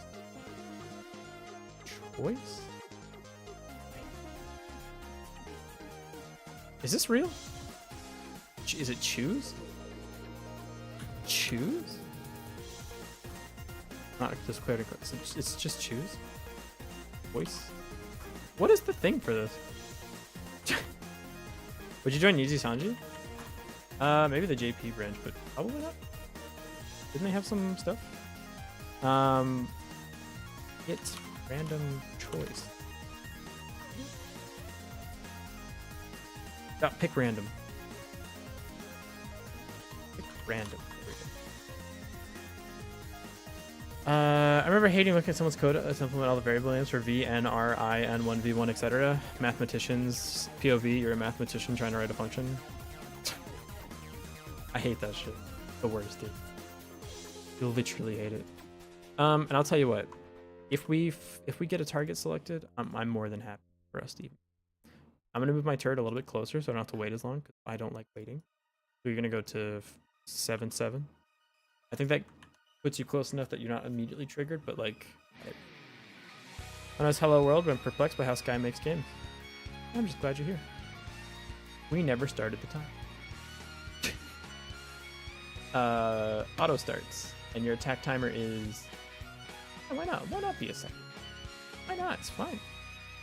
We can set this to be like an upgrade or something. Perfect. You have an overlapping area. That's awesome. It's you. I hate you. I'm going to shoot you. All right, so we need to spawn a projectile. So select a target. Current targeting is. We might as well give ourselves some rope here. Our target selection type equals random. I mean, might as well give it a hook, right? If target selection type equals random. Sure. Not. Sure, okay, well, if we're gonna do it this way, we should select our target equals select target. If we're doing it, we might as well do it, you know. Let me do it. If targets, whoa, you're just over there. If it's random, then pick random. We can add more target selection here. Time is not allowed inside of expression. Make a lot of sense to me. Var target equals this. Overlapping areas not to correct. Oh, Let Me Thunder says potato. Trying to code games that can do some robotics. They're not as different as you. Overlapping areas here. Areas. We'll say targets. Okay, targets pick random. Okay. I've entered the chat. Congratulations. Music be busted. I went back to the old playlist. I like it better. Bigger fan of this playlist than like the weird, whatever the hell I was listening to yesterday. That like weird house deepcore thing. I don't know what I was on yesterday, but I was having some moments apparently. Okay. Oh, we have a target now. Next, we're going to do shoot at target. There you go. Shoot at target. You know, you had to shoot at target's not defined. Godot, can you just give me a minute? Okay. I don't need you to talk to me like that. Target. First, we're going to spawn in a projectile. Set projectile direction. Set projectile to be active. There you go. Hydrate, you got it. Projectile set projectile direction. Set projectile damage. Drop a little to-do. Spawn a projectile. We need a projectile. Choo. Whose projectile is this? It's not yours, Tower. I don't think you get to own this. I think we should have a projectile manager. And just hold the busted buff of their things being tangible. I remember once at a hackathon, these dudes just made Pong, but they used lights to display it on the floor, and you were able to paddle, and they won so much. They watched so much things. Hell yeah, dude. Programming is, as always, say it a billion times. It's less about the languages you know and what you know how to do, and more about how your approach to solving problems is. That's all of engineering. I'm sleeping here. Good night, y'all. Good night, base boy. Take it easy, bud. What's the game you're making? You're Fighting the Void. Comes in from the top left at the corner of the map. You gotta. Well, first of all, the game doesn't work. Can't even show. Isn't that crazy? I would love to. It would make me happy, so happy to show you the game, and I just currently can't. It's broken beyond belief. Add child node. It's gonna be a node 2D. This will be our projectile man. And it's your kid. You're gonna have kids. You're gonna have all the projectiles. All the projectiles belong to you. Coding is math, but with just words. Yeah, I think that's pretty accurate, honestly.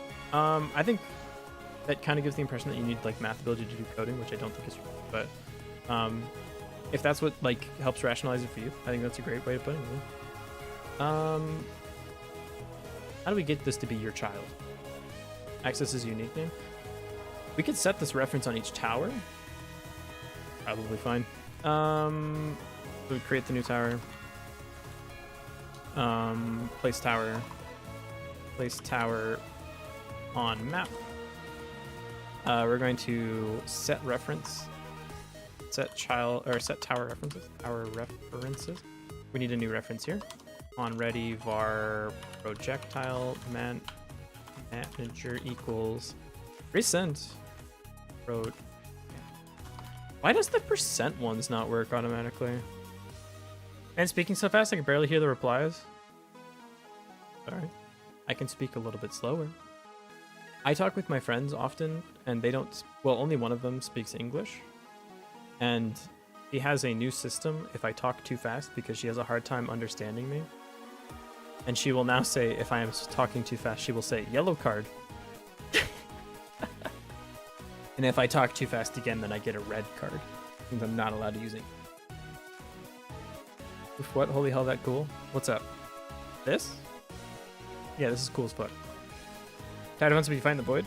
Oh, you talking about the game? I thought you were talking about the reference thing. I was like, this is pretty cool. Cool.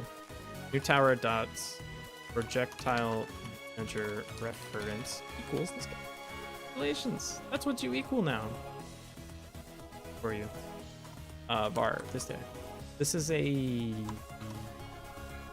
still a scene ref. Scene references.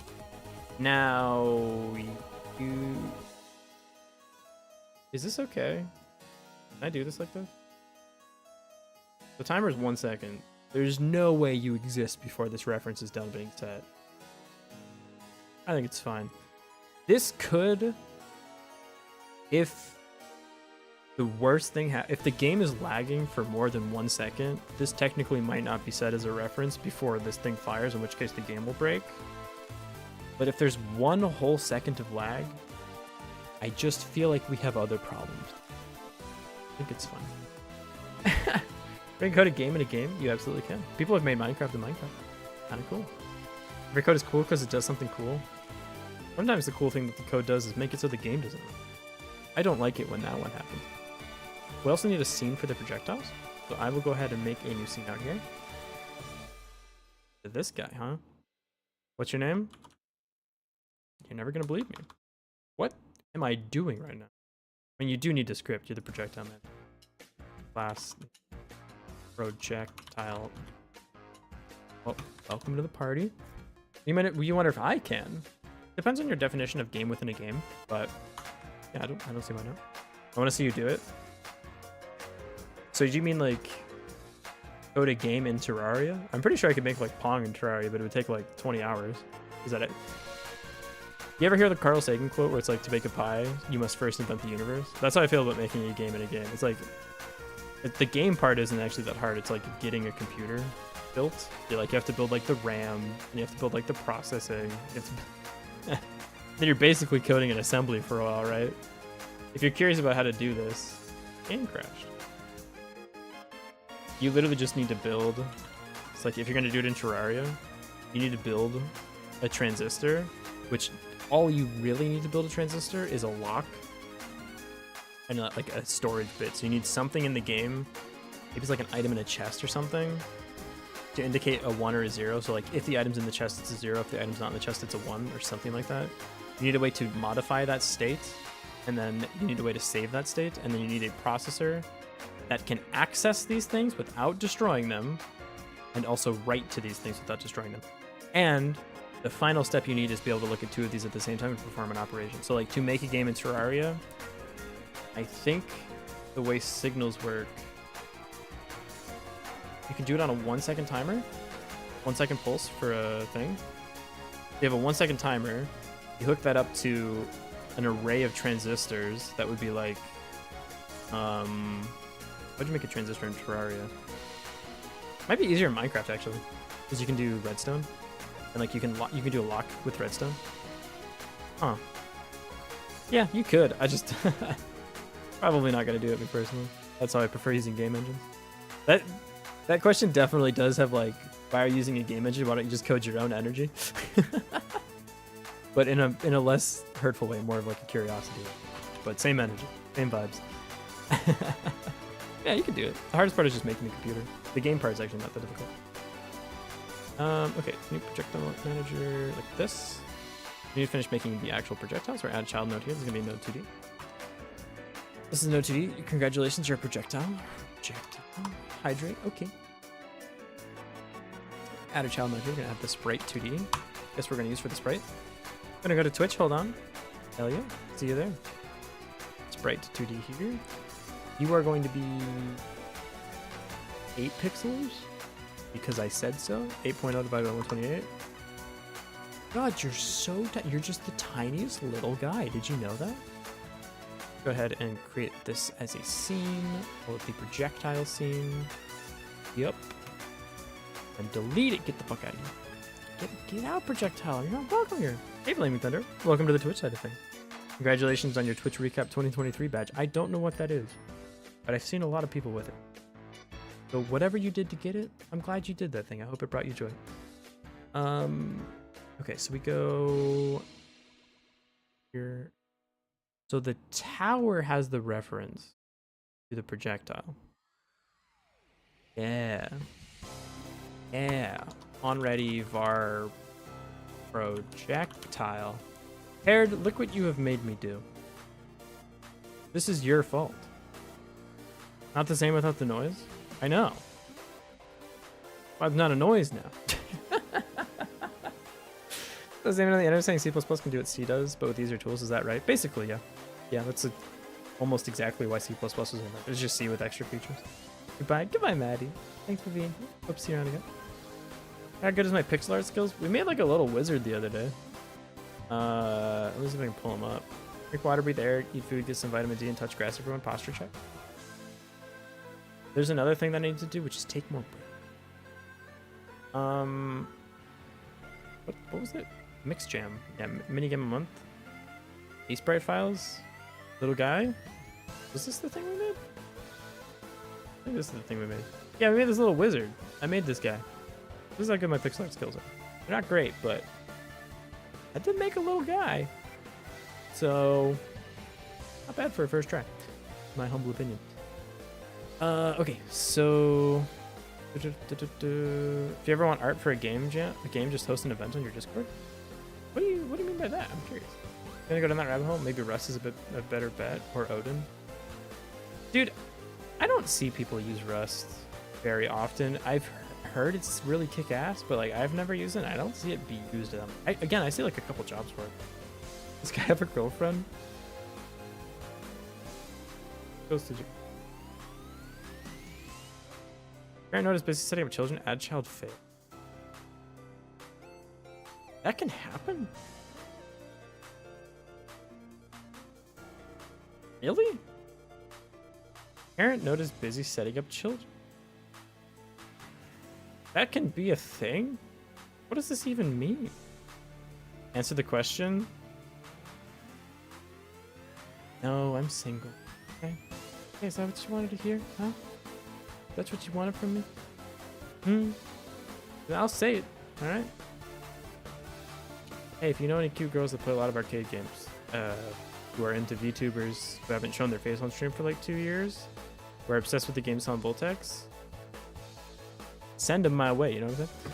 Such a game maker, you know how to do it, make a game, but you start making it, your brain stops. Take a break. That means. This guy's cool, but girls be blind. I'm also in a place where they often don't speak the same language as me, which makes things harder. Hydrate, you got it. You wanna know something crazy? You know how many guys I've been hit on in Japan? How many guys have hit on me in Japan? It's like a lot. Like a lot of dudes have hit on me in Japan. One guy took a picture with me. He's like, he literally said in English. So he put it on his phone. He translated a sentence to English that said, "I love your style. I think you're the coolest guy in the world. Can I take a picture with you?" And I was like, sure, man. Hot foreigner syndrome? Why did it have to? Yeah, maybe it's time to swap teams. I'll tell you what. I asked him if he went to the arcade because we were outside of a Giga when it happened, like an arcade. And I was like, "Oh, do you go to Giga often?" And he's like, "No, not really." And I was like, "God damn it." We were close. We were close. I would have. Where's the Pixar stream UI come from? If you look down below in the stream description, I have linked the artists for I bought them for a game and then never finished. Crazy. I'm waiting for the day. Maybe one day. Maybe while I'm playing Sound Voltex and some cute girl will come up to me and be like, "Wow, you're so talented at this decoded 4-key rhythm game," and I'd be like, "Oh my god, I'm so glad you noticed." Gotta make the best out of the opportunities. We're not quite there yet, but maybe one day. It could happen, right? Right? It could happen. It could happen. A funny game, still U.S. citizens start talking to you. I mean, I'm friends with a lot of foreigners around here. Because it's just easier to talk to people in English. I mean, most of my friends that I talk to now don't speak any English, so it's hard. It's hard out there, okay? All right, we're roughing it a little bit. All right, is that what you wanted from me? I'm here to make games and talk about my love life, okay? All right. Yeah, if you know any girls that are just like super into Sound Voltex, let me know. All right. That's our air music, correct? Good ears. Let's talk about that and anything else, please. Let's start on the map here. Join Beast Shoujo instead of Niji. I am curious. Well, first of all, can I join Beast Shoujo? I'm not a girl. Not what shoujo means. Can I join? How do I join? Talent. Let me in, bro. Let me in.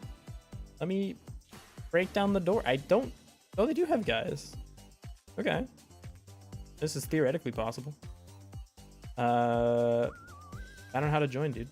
Can I join the Japan one?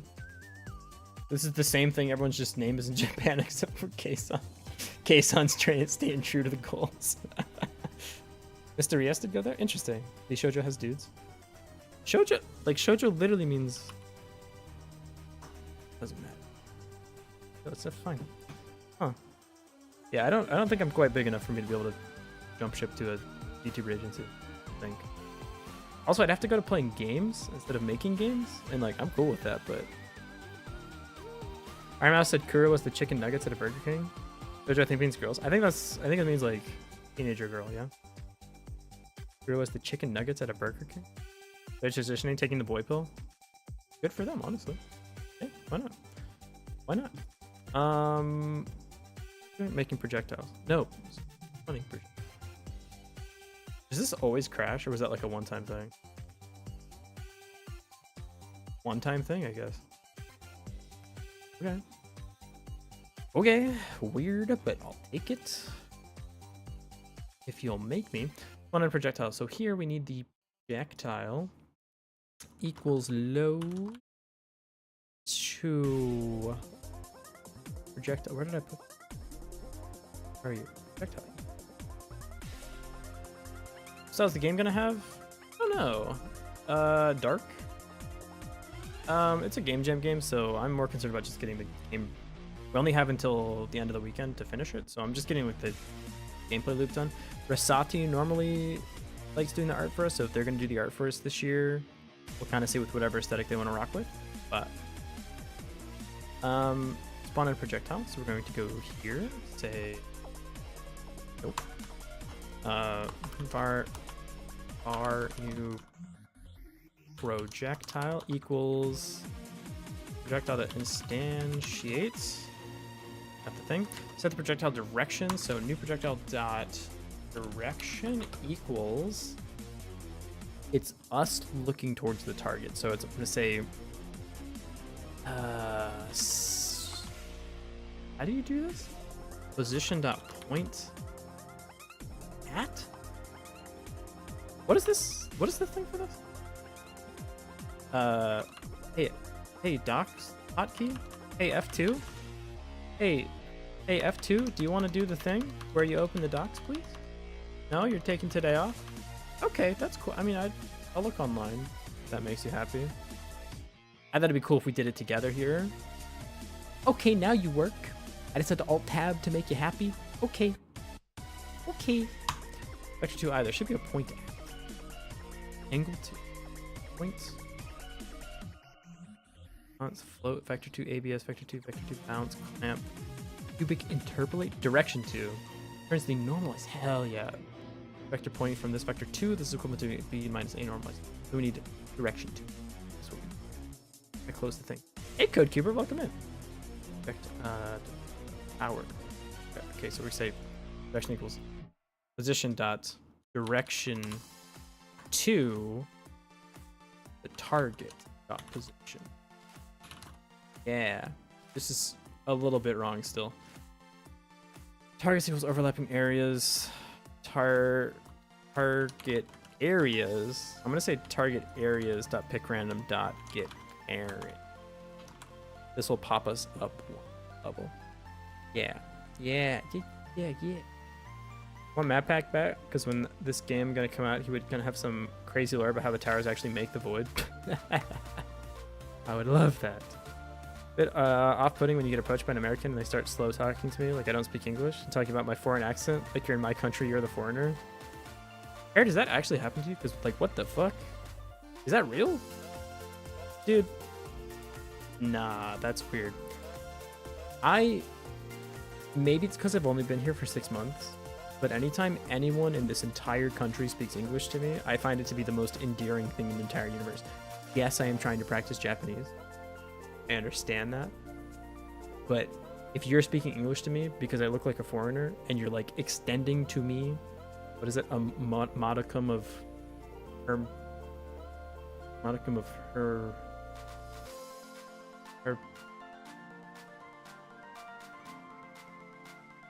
each of G.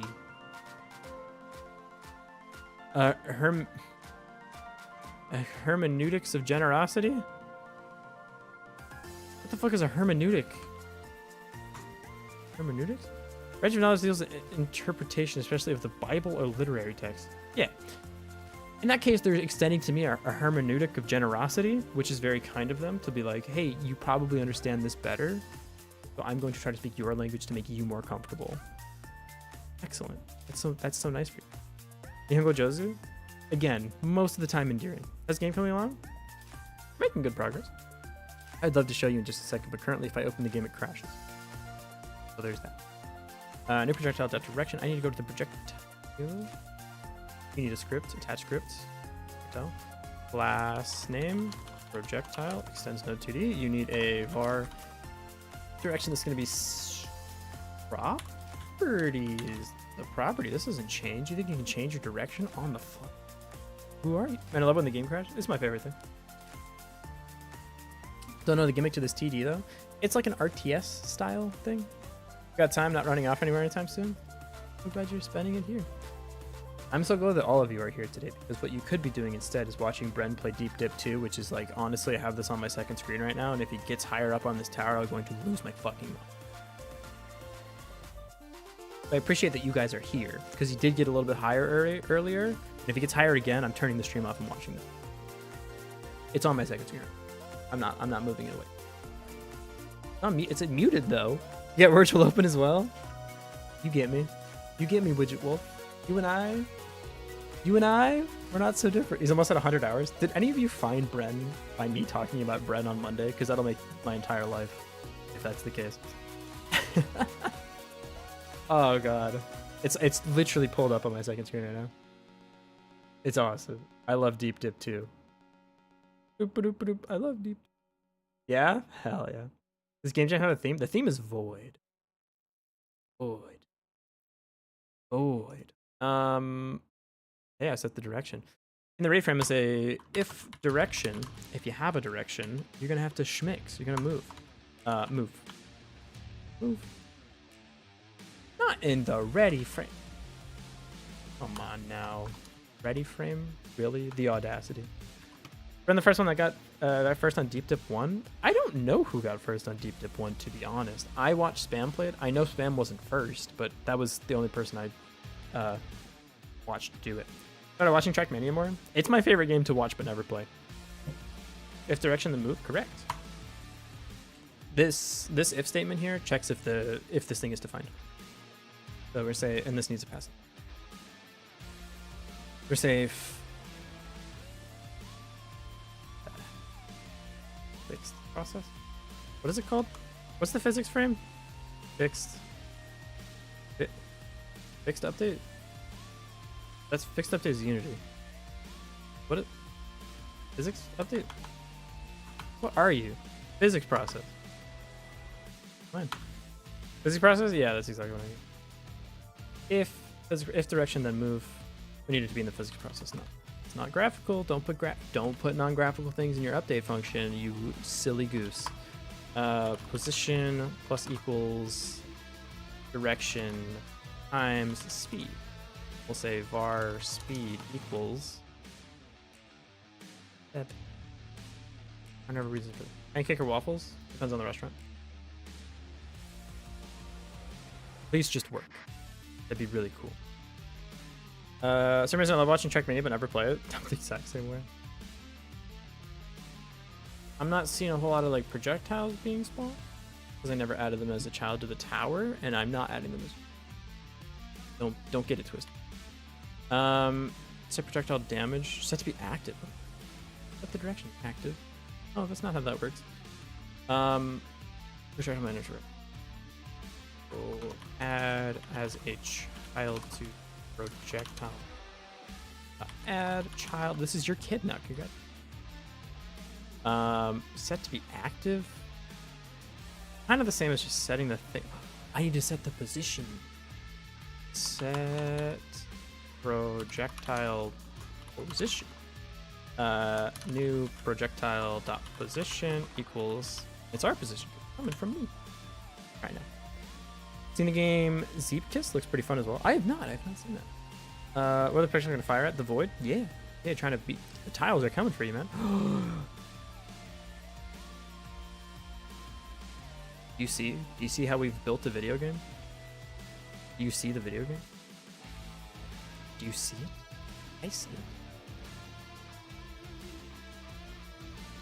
it. If towers have a limited time to doing that, let me start over. What if the towers have a limited time to be on the map because they get taken over by the void?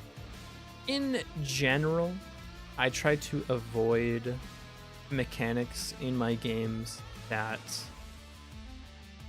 are like detrimental in a way that aren't. The void claims the towers. My thoughts are if the void touches the tower just dies. No more tower. The reason I prefer that over more complicated systems is because I try to avoid mechanics that feel like the progression that you are making by taking good actions is temporary. I don't like those mechanics in games, generally speaking. So, for example, your towers only survive for 10 seconds. When I place my tower down, I don't feel like I have actually made progress in achieving my goal. I have made a temporary stride forward, which is like stressful, and stress is good in video games. You want your games to be stressful. I just am such an idiot baby idle gamer that like I want my things to be permanent. I want to feel like I'm constantly making progress. And the times that I am losing progress, it is due to my own failures in management or in mechanical like skill failures, as opposed to like the game just being like, sorry, this is our difficulty. Like I don't like when like weapons have durability and stuff in games. Same reason. Yeah, I try to avoid mechanics in my game. Boy, ain't that the truth. Is that why you like linear rhythm games? Is that a shot or a question? Either way, yeah. What does linear mean? What does linear mean for a rhythm game? I like my mind. That's not linear, that's a circle. You need a projectile. When tired, then stop. Everyone needs rest. It's so true. It's so true. It's Trackmania, but Unity and Soapbox Racing. Fucking soul, dude. We need to sort out collision layers real quick. So we only have 2 things. Projectile, you need a thing. You need a hitbox. You need an area. Area 2D, this is your hitbox. Hitbox, and you need a shape. Going to be a square, because it's hip to be a square. That's what you need to understand. Rectangle, yep, and it's 8 pixels by 8 pixels. 8 by 8. Let's go to the editor. Just make sure that you're on top of your spray right now. My God, it's beautiful. Your collision layer. What's the collision? Your layer. Okay, let's rename these layers. Edit layer names. Layer 1 is void tiles. Layer 2 is going to be projectiles. Projectiles. Close it up. So you live on layer 2 because you're a projectile, and you master layer 1 because that's where the void tiles are. Power placement work. No grid or grid. On the grid. Grid. My intention. Collision shape here. This area. You are a void tile, and you care about projectiles. Cool. We have now masked correctly. There is a third one. Shit, I didn't think about this. There's the tower. Tower, where are you? Where'd my scripts go? What? Oh, it's in the scripts file. Tower, you have an attack area. You are neither a projectile nor a void tile. You need your own layer. You are a tower attack range. That's what you are. You're a tower attack range, and you mask to the void tiles. Now, the void tiles need to also mask to the tower attack range. Is that true? I actually don't think that is true. I'm going to change it because I don't feel like experimenting right now, but I don't actually think you do need to master this because I think it can be a one-way collision. It's fine. Everyone needs to rest. Add buffs like speed and strength. Oh, and area of effect. I'm going to make a research lab building that if you can upgrade, you can like do things in the research lab. That slows the spread rate. I was thinking about that, although we don't have a ton of time, so I don't know if I'll really get. I will implement like cooler towers probably after I get the base game. At the moment, we have literally just Sunday. I'm not coding the rest of this, or I'll code, but I'm not streaming Thursday, Friday, or Saturday. So we'll just have to see where we land on Sunday. That feels shitty. It is what it is. Next Wild Jam, I think I'm gonna go all in. I'm gonna stream probably every day but Tuesday. Kind of back to my old schedule. So I'll do Saturday, Sunday, Monday, Wednesday, Thursday, Friday, Saturday, Sunday, and like take a week off or something. It's 9 in the night for Sky? Yeah, it's 9. It's 9. That's okay.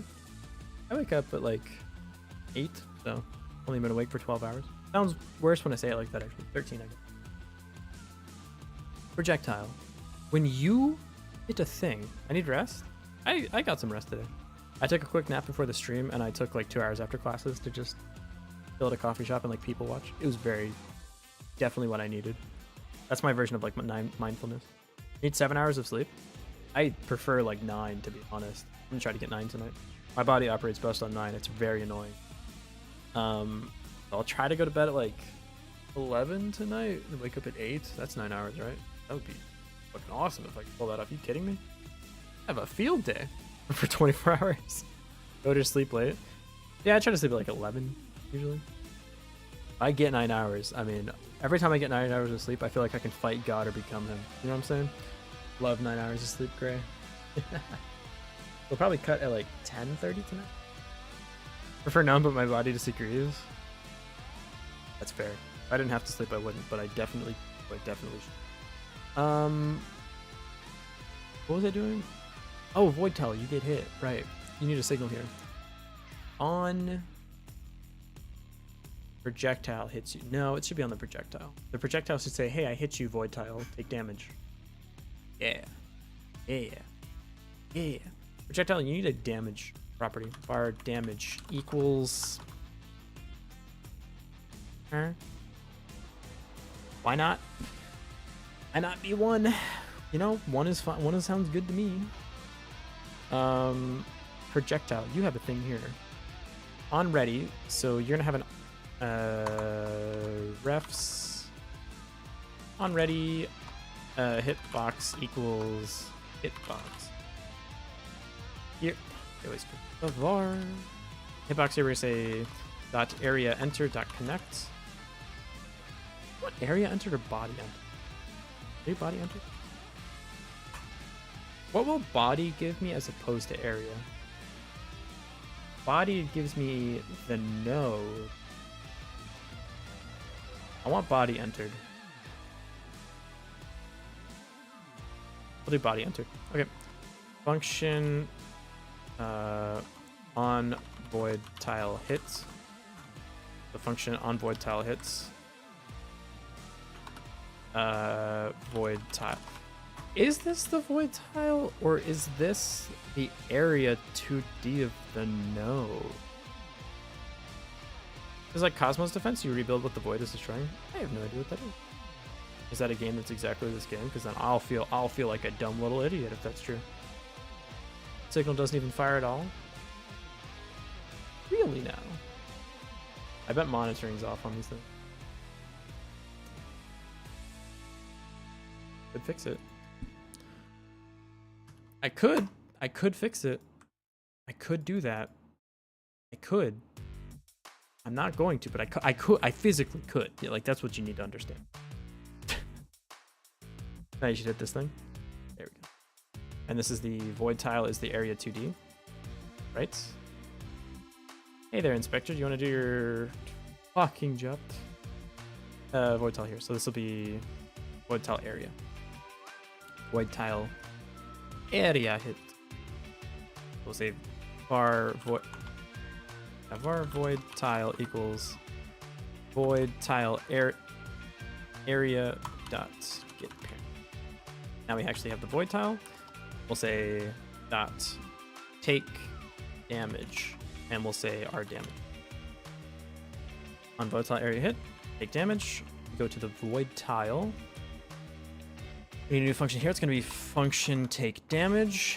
Damage. We'll say HP minus equals damage. If let me say if HP is less than or equal to 0, there's level up and there's level down. Level down. HP is not defined. I know. Right? State variables var HP equals 1 at the start of the game. Every time you level up, you send your HP to be the new level. So where's level up? Level up at the end of this thing. So if should be able to do this here. Wait. Increase level plus equals 1. Update sprites. Update font. Update HP. So HP equals level. It actually heals the tile fully at the moment. We'll see if we want to change that behavior later. The slowly advancing whatever feels more like Creeper World to me. What's Creeper World? I'm actually gonna do myself a favor and just not look it up, because I don't want to accidentally steal ideas or anything. So if this game already exists, lots of things already exist. Big world, lots of things. But I don't want to like steal people's level down. So we say decrease the level. So how do we? So we need to do a bunch of stuff for this, yeah. This should just be its own function, huh? Level plus equals 1. So there should be a thing that says this is level up. I'm gonna make a function here that says update level, new level, and I'm gonna put all of this shit in there. Yep. I'm gonna make a new thing here real quick. Function pass. What did I call it? Update level? Update level. Where are you going, huh? Update level. New level. Do all this garbage. Sweet. So we update the sprites, update the font, update the level, or update HP. So on level down, we can say update level minus 1. Level minus 1. And on this one, we can do update level plus 1. And in update level, plus 1. The last thing we'll do in this is increase the level. So update level equals new level. Done. And finally, level down. The last thing we do here is level equals new level. If level is less than or equal to 0, destroy tile. So if tile level is less than 1,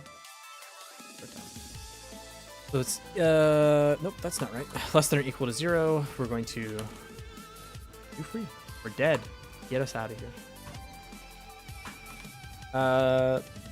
Leveling up will grant you more tower access, but also increase the void HP or spread. I'm gonna go by. We'll visit again. Hey, take it easy. I'm so glad you're here. I'm glad you had a good time. Hope to see you around again. A TD-like game where you have to beat something called Creeper that is constantly breeding and reproduced. Oh shit. Well, that's our game. So whoopsies. Whoops. Cool. All right, let's see if this works. I'm gonna turn these collision shapes off. Hopefully this works. I just realized the projectile needs to despawn itself though, real quick. Do the thing and then key free. You're no longer welcome into the party. Go. Please work. This is our tower. This is the void coming at us. Do the thing. Do the thing. Yeah. It's fucking working, bro. Do we win this eventually? The thing is, it's definitely overlapping with more than one area. And it's like collateraling 2 areas, which is not good. I don't think you should be able to do that. I was not Daijobu without Skygray. I already hear that. That's true. Good. Worry about it. We definitely are slowly losing, which is like pretty cool. Kinda got a game, dude.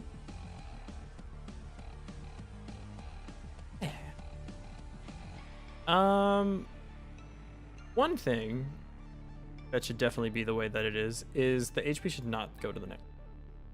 I just realized why that's a little bit. No, the higher level no, we don't. This isn't real. None of that's real. Is it real? Then you could like do more damage. The damage is how many levels you lose.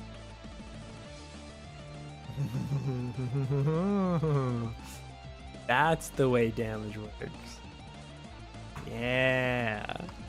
Update level. Level minus damage. There we go. I've got a single thing in my game taking a long time to make sprites. It is what it is. I mean, I would suggest for horizontal slicing your game first before making sprites, but that's only somewhat of a true thing. Like if it is more productive for you to make sprites and then make the game, do that. Totally fine. Totally fine. Join stream. It's fucking working. Not my streamer, bro. Who are you? Taking over. Old Sky Gray is dead. Now just this guy. Okay. Now the tower works. We need to be able to place more towers. We need to do the implement the logic of like click the thing to place the tower. Yeah, let's do that next. Okay. I'll take a quick break though. I've been cooking for a little bit. I just want to chat for a sec. Am I making your own background music? Probably not. Depends on the game whether or not you should do some art first before coding anything. It has been suggested to me, and it is the method that I follow to like make the working version of your game as fast as possible to make sure it's fun.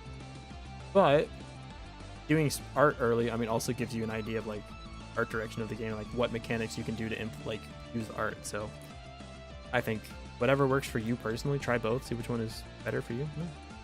I just listen to 3D Void slowly taking away everything but a tower is throwing a thing in the air and the void disappears. I want to make 3D games, but 2D is just so much easier. Game looks cool, sad no shaders. Yeah, I just couldn't get it reasonably working. I don't know. I'm gonna try your advice. Just try it. If it works better for you, awesome. If it feel like it doesn't work better for you, then no worries. One thing. Okay. Need to have it. What was that game you were mentioning with the creeping thing? Because I think I have actually seen it. What was the creep game? Creeper World? It occurs to me I watched my roommate play this for like 30 seconds. Please don't have lines to the towers. Please don't have lines to the towers. Please don't have lines to the towers, because I was going to do lines from HQ to the towers to determine the range that you can place things. Please. Please don't have that as a mechanic. Please.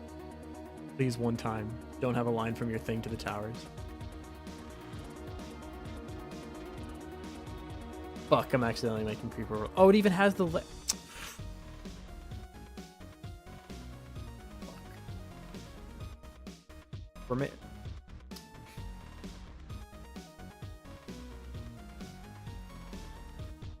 I don't remember. I literally watched him play it for like 5 minutes, but then you said the word Creeper World, and it kind of came back to me.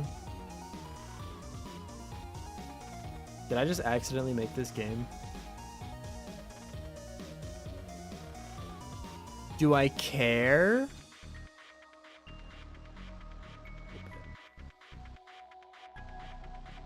Definitely just... No. No, ours is a little different. Because you mine minerals. Oops. Oopsies. Oopsie whoopsies. Definitely just made this game. It's even purple. What do I do with my life now? I finished making the game, that's what I do. Whoop.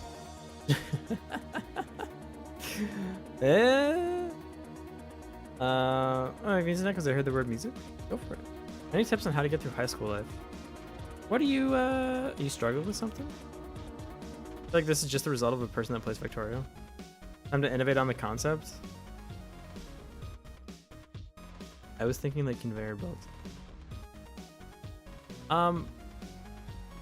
Like, okay, here's what I was thinking. Maybe this is, I've never played Creeper World, but maybe, oh God, this is, you have an HQ building.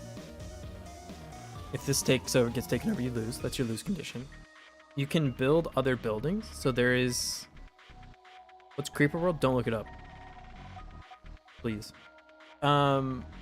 You build on top of minerals. You can build like a mining outpost, right? And then you can build towers, and they're connected with these lines. And my thinking was the towers take minerals to fire, so maybe it's like 1 mineral equals 5 shots of your tower or something. And you would literally see the minerals like come through this line to the HQ, and then the HQ would send the thing down the thing to the tower. But I think this is gonna take too much time to. So I'm gonna do like HQ, and then you build mining deposits, and then you have like a lab that you can build. This one I was here, but I gotta go now. Bye. I was gonna talk to you about high school, but all right, yeah, take it easy. Good to see you. What other buildings would be cool for this game? I was thinking like StarCraft style building. I like the slow the spread building. I just don't think I'm gonna have time for this. I had your posture check, everyone. Right on. Really feel like we don't have.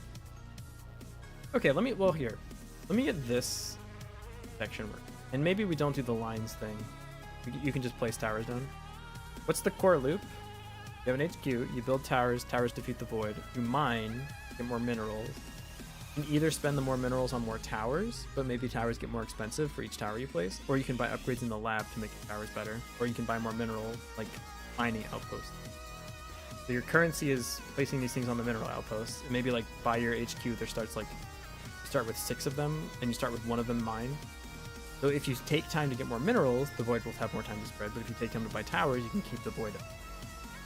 That's what I'm thinking. You ever see Stick Empire? What's Stick Empire? Like every time you kill a thing, you get more points? Okay, so you, at least I don't think you can do look up gameplay. I don't want to because I don't want to steal ideas accidentally. I've definitely done that before with like, I don't usually look at games when I'm doing a game jam because I want to do a gold system. So in games where the mechanic of the enemy is to spread, and you're making decisions on whether or not you let it spread more or you fight back more against it, right? That's the decision you're making. You cannot have it be that defeating the void gives you more currency. Because if you do, then the entire incentive of the game, like the loop of the game, once you get past some breaking point of getting more money from killing more void, you never lose any. Because you need to have scaling intrinsic to the towers to make sure you can still lose. Because otherwise you just win, right? I want the struggle to be like, do you place more towers and let this grow more? Or do you get more resources. Sorry, you place more towers to keep it back, or you get more resources to like fight against. Love Stick Empire? Nice. Not saying you do a gold system, but in the game, what they do is you have certain units whose only job is to instruct them to mine. They collect resources you can work with. So I wanted to do that because that's like RTS, which would be awesome, but I don't think I have the time to do RTS. What if we do... Get me out on something. An HQ. Your HQ, you have a mining outpost. This has workers. And they go to the nearest thing. So you can build more workers, and the workers mine the minerals and bring it back to the mining outpost. So if you buy more workers, now it's not specific to having like an X amount of patches. Maybe this has a cap of like 10 total workers that you can buy. And if you want to do another one, you have to place another mining outpost down. Oh, we're cooking. We're cooking. We're chefing. They're gather units. Yeah, I think we do gather units. Yeah. Yeah. Yeah. Yeah, and there's an upgrade to make the mining buildings have more plots. And you can only put... Maybe the mining building goes like around the thing, so you can only have one mining building per crystal node. Time system, where you receive a shipment, like from a ship sending resources, so time survival also corresponds to strength. That's where I think it gets tricky, because you're already trying to survive, right? Like you already have the incentive to stay alive for as long as you possibly can. Now you're getting rewarded for just playing the game in like a normal way, and I don't... That's not like game stressful. That doesn't like incentivize you to do other things than just spam towers, right? Because like get a shipment, put 10 towers down, wait for next shipment. That's what I'm trying to avoid. That's where I think the game is like, no, you're not making active decisions. It's just like destroy void to survive longer, to get more things, to destroy void to survive longer. There's no like loop there. Whereas like this, you have to make the decision: do you want more workers? Do you want more towers? Do you have to build the towers now? Maybe the mining outposts are close to the voids. You have to make the decision of like, do I keep this thing alive by placing more towers? Do I try to keep like my income alive? I need to place more towers near like the actual mining outposts? Or do I want to just protect 3 and hope that that's enough to like win this thing, right? Because you start the game with no towers. Okay. For that to be the case, we need void to start on all sides of the map, which is fine. We can do that. Force research, so certain units have to research void in order to unlock towers. I wanted to make an RTS straight up, but I just don't think I have time to like do micromanaging unit boxing and stuff. You might be able to do something like that. I think it's probably out of the scope of like what's possible for a game jam though, unfortunately. I think the research that we will be able to do will literally just be like number go up research. I don't think we have time for anything else. Yeah. But I like the idea of like not being towers, it's actually just units that you move around the map to like defeat the void. Would that be that much more? You would need the 2 things I am dreading for that, because like as it stands right now, you could just move the tower around and the tower will still work fine, just based on how the tower works. Unit boxing is very hard. And when you like right click on the map to send a bunch of units somewhere, they need to not overlap with each other. And like you can use colliders with really low friction so that they like drift apart slowly. But that is a lot more difficult than just static place the thing down towers, I think. I'm thinking of not having unlimited range on your HQ, so you have to put down more like HQ extenders, so you can't fight the void at the beginning of the game because you literally couldn't reach it from where you are. So like you have to let the void spread to you before you're allowed to like fight back. Friends? Krengans. Play some Krengans. So that way like you start in the center of the map. You have resource nodes near you. You can try to expand out to other resource nodes, but you have to protect yourself as you do. Okay. That's how we do that. Cranes to make the range bigger. I think they'll just be upgrades to make the range bigger. That's the way I want to do it. Yeah. This is tricky.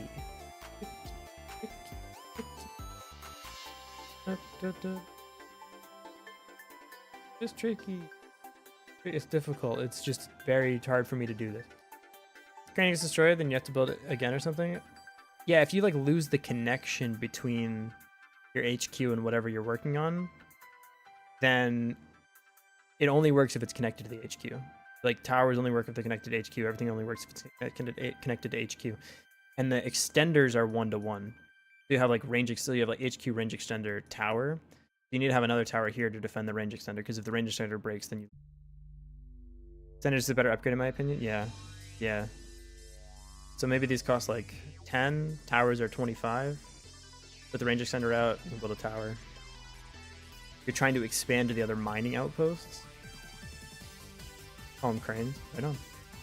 For us, what we need to do is wrong app. The next thing for us is to be able to click to place a tower. I think we're getting a little bit ahead of ourselves here.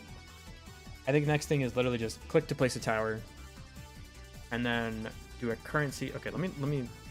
Where's Obsidian when you need it? Am I right, fellow Obsidian users?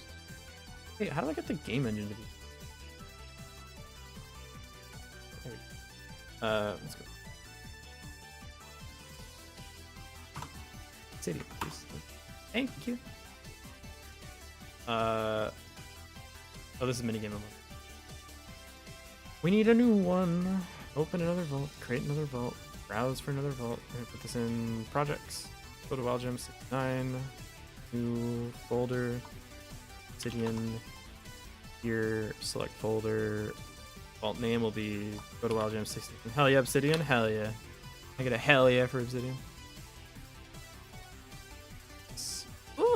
What is this? What is this appearance here?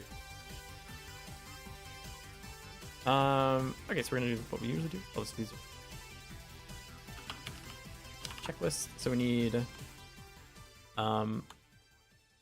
tower placement by mouse click.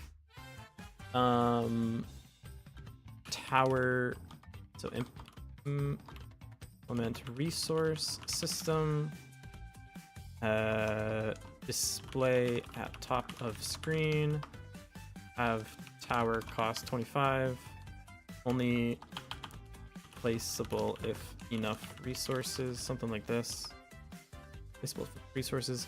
Cool. And next we'll do a placeable. Implement HQ building.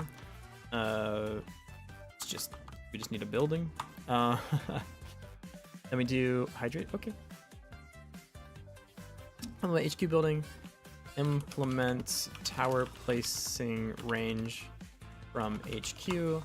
Implement range extender building. Implement tower placement via range extender. Logic to detect closest range granting object. So it can either be the HQ or the range extender, but it needs to be one of the two. That gives us that thing. Implement network logic. Am I connected? That's what we need there. We need a boolean on all of the things. Am I currently connected to the network? And also that will give us the line that goes between these two things. And when a line is broken, we will then say like, hey, update the network, see if what's still connected or what isn't connected anymore. Cool. Network logic, implement. Well, before we do this, actually, I think we do this. So implement. Add resource nodes to the map. Implements mining building. I don't know what to call this. Like mining area, mining station. I don't know. Implement mining building, resource collection, X out and workers, something like that. Maybe you put the node down on the resource, and then you have like the workers, and it's non-visual because I don't have time. The resource collection, then tower placing from range. Then we'll do all the range placement bullshit. Network logic. Am I connected? See if I can even run on my tick. So every time I go to process myself, I will check, am I connected to the network? Just in case I'm not connected to the network anymore. So when the network loses a node, we'll lose whatever like node we have in that graph. When we go to place another range extender, the range extenders themselves can check to see if there's anything within the network that it can connect to that it currently isn't. Create a new connection. In fact, it should just by default create a connection with everything in its range. So you can have like 2 range extenders, give you an extra connection. That's fine. It's network logic, update range extenders to check local connections. Cool. What else? What else? How do you make that graph structure? A non-directed graph? How do you do that? Let's say you have HQ and a range extender and a tower. How does the tower know that's connected to HQ? I mean, we literally have this graph, right? But like, how do I code this graph? Dictionary? Dictionary of dictionary? So we start with our graph that just says HQ and a list of its connections. Nothing. How to code a directed graph? I have no. How code non-directed data structure? To fix a directed graph or on undirected? How do you implement this? I have no idea. Never done this before. I've got no. Maybe this is too complicated.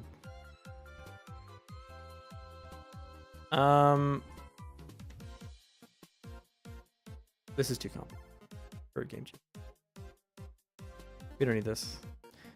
The range extender just has a sphere around it that says these things are powered. Like think pylons. They're not range extenders. They're pylons. Yeah. Pylons. You must construct additional pylons. Sweet. Okay, that fixes that problem. But we don't need this anymore either. It's just pylon-based powering system. Power extender building. Huh? Power extender building. One tower placing logic via range extender. Nope. We just need to check that we're powered. That's all. Power extender. Cool. Building powered checks. Make sure you're either near the HQ. You are intersecting with some thing that makes you powered. That's all you need. Cool. That's the base game. So I can go to my grid, place my HQ starts in the middle. I have a mining outpost. I can click the mining outpost to like make another worker. I need like a UI actually down here probably too, like the StarCraft UI. Yeah, I need like a UI. Like I click here, I click on my tower, like a thing pops up at the bottom that says like here's your tower options. And if I click anywhere else on the map, it closes so you can see the whole map. Well, does that work? Because if I click down here, it's going to cover the thing I'm looking at. But if I click an option, it'll close back down so you can see. Probably fine. That or we just shrink the gameplay area down, but I kind of like this amount of gameplay area. I'll leave this. I think this is fine. Okay. Well, we got a lot of work to do. I'm gonna sugarcoat it. Go easy. There you go. Placement by mouse click. Implement resource system. Display top screen. Have a tower cost 25. Only able to place if enough resources. Do we need? Maybe we do need like an extra little spot for UI. Yeah, I think we drag this down a little bit. Give ourselves like 400 more pixels, and put the UI down there. Or do we want it to the right or left? What makes more sense? If I was playing this game, where would I want this UI to be? For some godforsaken reason, I want it on the right, and I don't know why. Like that feels just right to me, and I don't have a reason. Like right here. So the game, I think it's because the void is coming in from the left. If it was coming in from all sides, I'd want it on the left. That makes sense. That doesn't make any sense. Neither of these things make any sense. I think the left is better. Yeah, left is better. What I'm gonna do, the music is this. This is from Earthbound. I'm going to set your positions to be to the right. Slide to the right. Position. How many X are we working with here? The window size? Window 1200. Oh, if I shift you by 400, the craziest thing happens, doesn't it? I know, because MapPad said that's on the screen that the right side of the screen holds the most importance, but the voice coming from the left is good. But it won't always be coming from the left. Should it come? It makes the game easier if it comes from the right. We'll put it on the right. So all we do here on this map, instead of being exactly this many, we need 400 pixels cut. What's 400 divided by 16? Please be a whole number. 5? Love that for us. Script. 74 minus 25 is what? 49? So the game is a perfect square? My god, I love that for us. Attach Snoop. Add child node. Control. Yep.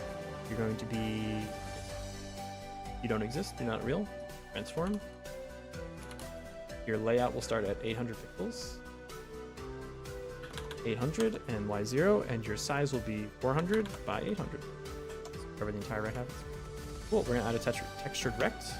Textured rect. Sweet. Your anchors are fill the entire thing. Oh, this isn't. No, this isn't it. This is a patch. 9 patch rect. For what we're going to use for the patch rect, you already know we're using NES. What else would we use? It's not like I have any originality. No, I never will in my entire life. Where is the word? Game dev assets. Any UIP. What else do we have? These candy pixel art ones I remember being really... Is this one? Or like bubbly? Definitely just be purple though, right? Kind of nice. What are the ones we have? Pixel UI, colors, long. Oh, this one. I really like this one actually. I'm gonna use this one. Big blue. What's the press one look like? I remember us using the pressed for some reason. Oh, because it was already flat. That's right. Cool. Let's try this one and we'll modulate it to be purple. Sprites. Welcome to the team. Welcome in. Or not? Hello? Okay, don't know why that didn't work the first time, but right on. Sweet, this is completely fucked. Patch margin. Yep. Edit region. Hello. Take this down to here. And this. What? No, the region is here. The fuck? Wait, how? There we go. Hate when it does that, dude. Confuses the hell out of me. We need to change the filter settings. Currently fucked. That, and like that. Cool. Whoa, we have a 9 patch rect, except for it's ungodly blurry. Did anyone ever tell you you're just so large? You're too large. Sorry, I don't want to be the one to tell you. I wish it didn't have to be me, but you're just... But you're fucking massive. Filter.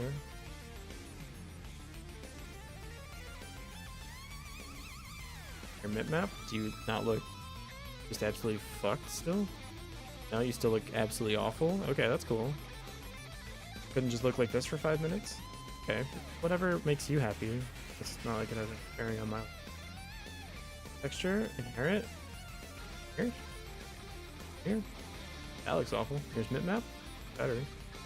In your bitmap? Should be nearest bitmap. How's that look? Pretty fucked. It's probably a now we can just actually look not yes. What is this snap pixel? This G. Why is it still like oh, because this region is I understand.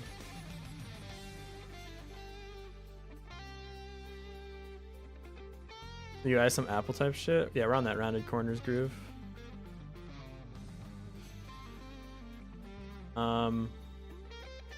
What? No, transform. Your transform is all fuck you, Wakina. Transform here. Transform. 300 pixels is plenty. I'm gonna keep it level with you. So we're gonna go to 900 for this, which gives us an extra 100 pixels for the map. 100 divided by 16. 0.25. Hey, what's 7 times 16? Just curious. 112. Cool. We're gonna shrink you by 12 more pixels. So the X is 300 minus 12, and this is 300 minus 12.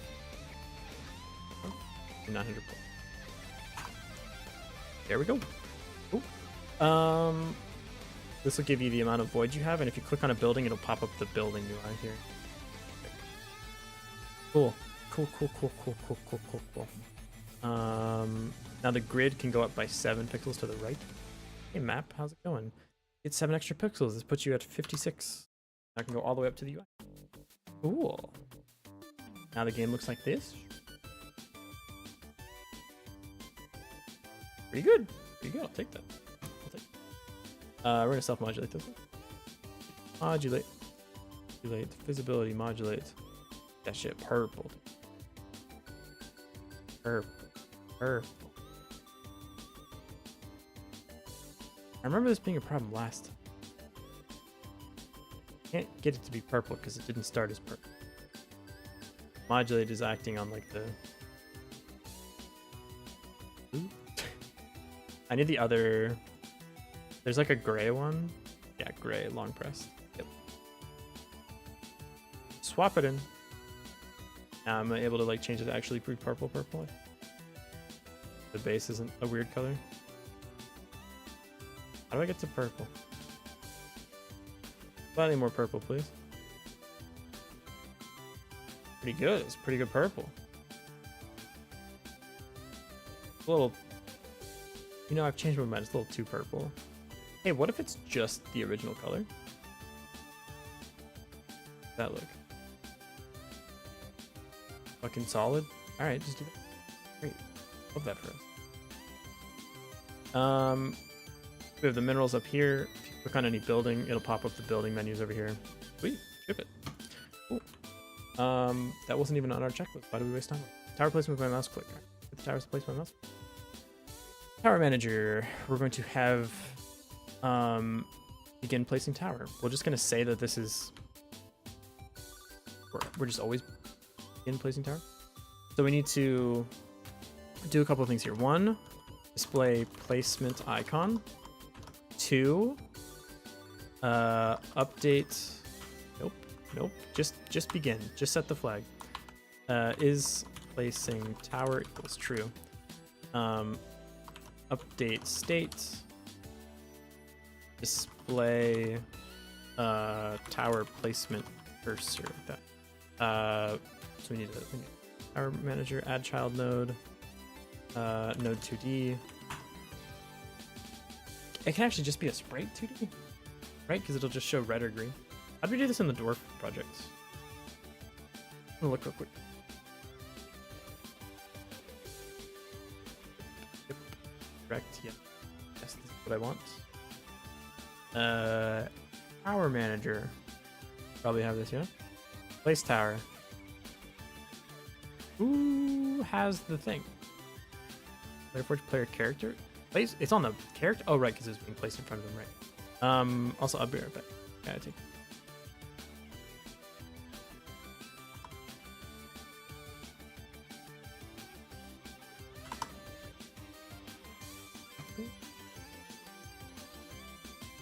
Hey, I'll be right back.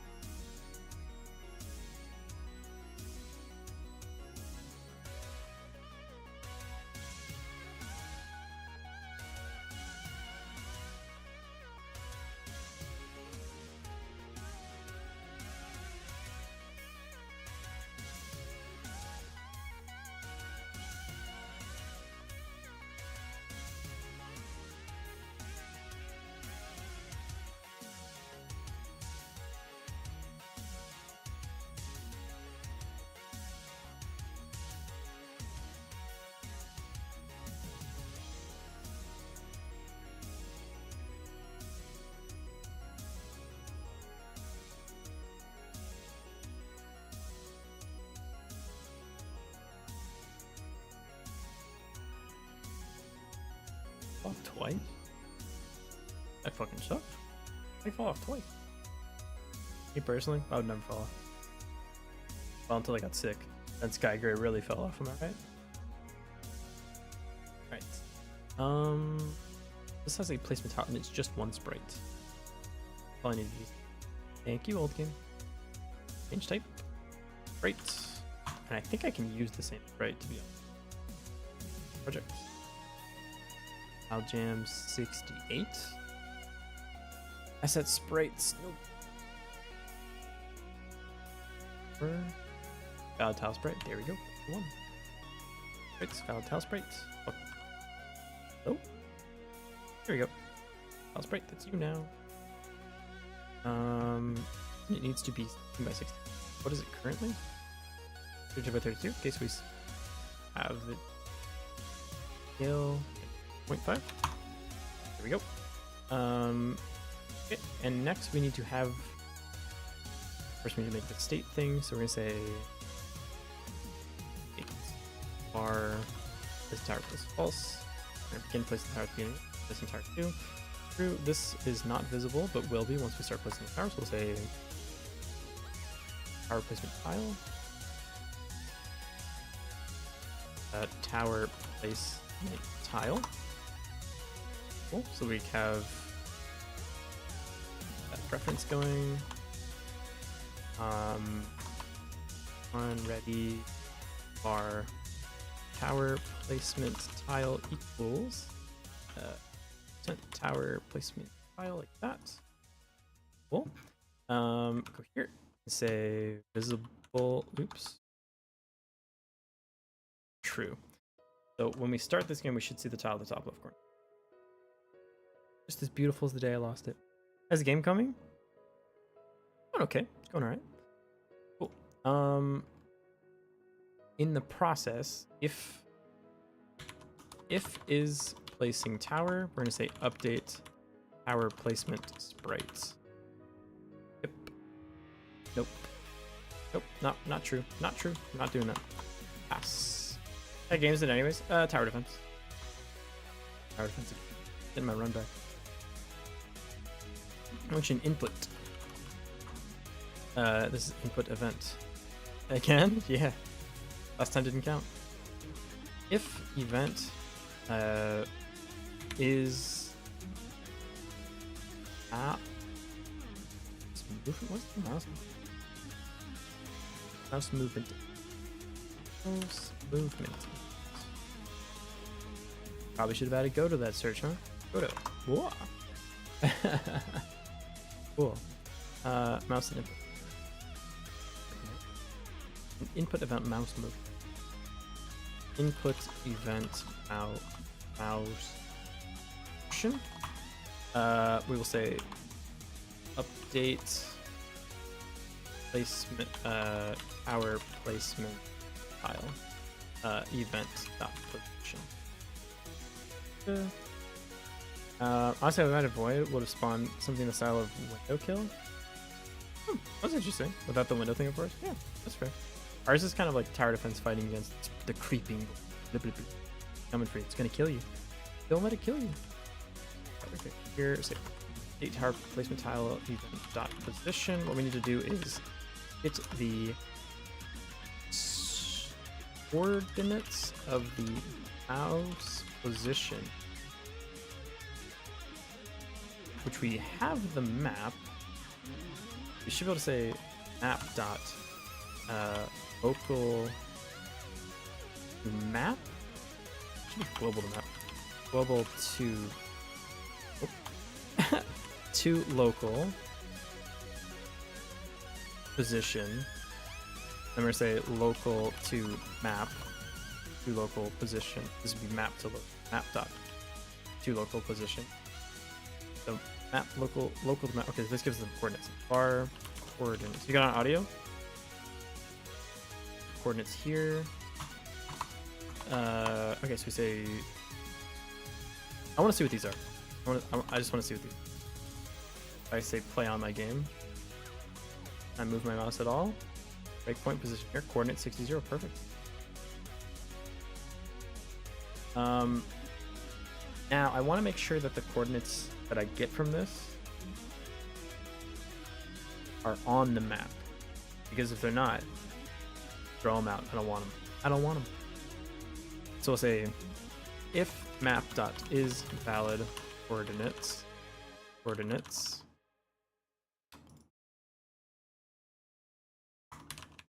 I think the map. I think we actually already have it. Tile. It's this. Check if coordinates are valid. So nobody. I don't think. Not that I recall. Is valid coordinates.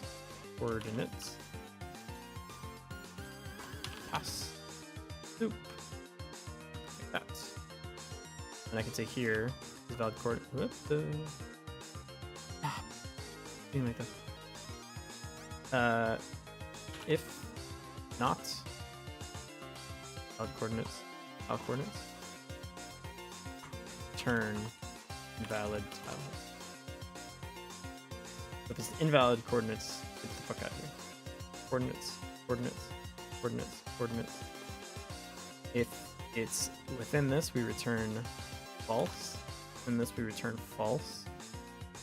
If it's not, then we can return true. Alright, so how does the game relate to Void? Because of basis type shit, I could be done. I'll show you in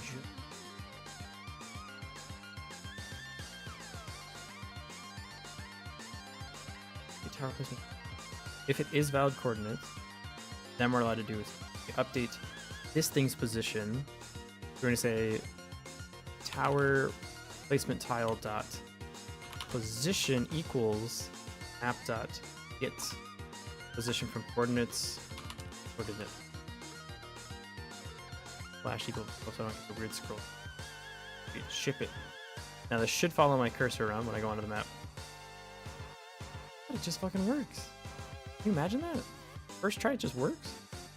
You're allowed to place this thing anywhere on the map that isn't currently a void tile, but if I'm off here, it doesn't. So this is your tower. You're fighting against the void that's creeping in from the top left corner. Kind of all I got going for me. So this thing creeps in and it levels up over time as well. On a random tick. Starts to level up. Then you can place more towers. You'll have like an HQ building and stuff. Infection spread type? Yeah, maybe this would have been better for the Parasite game, huh? Oh well. Get position from things, and then we say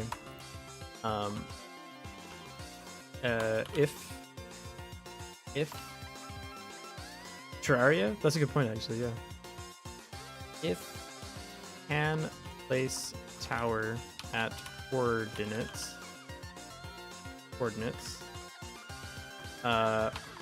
we're gonna modulate this to be green. We're gonna say tower placement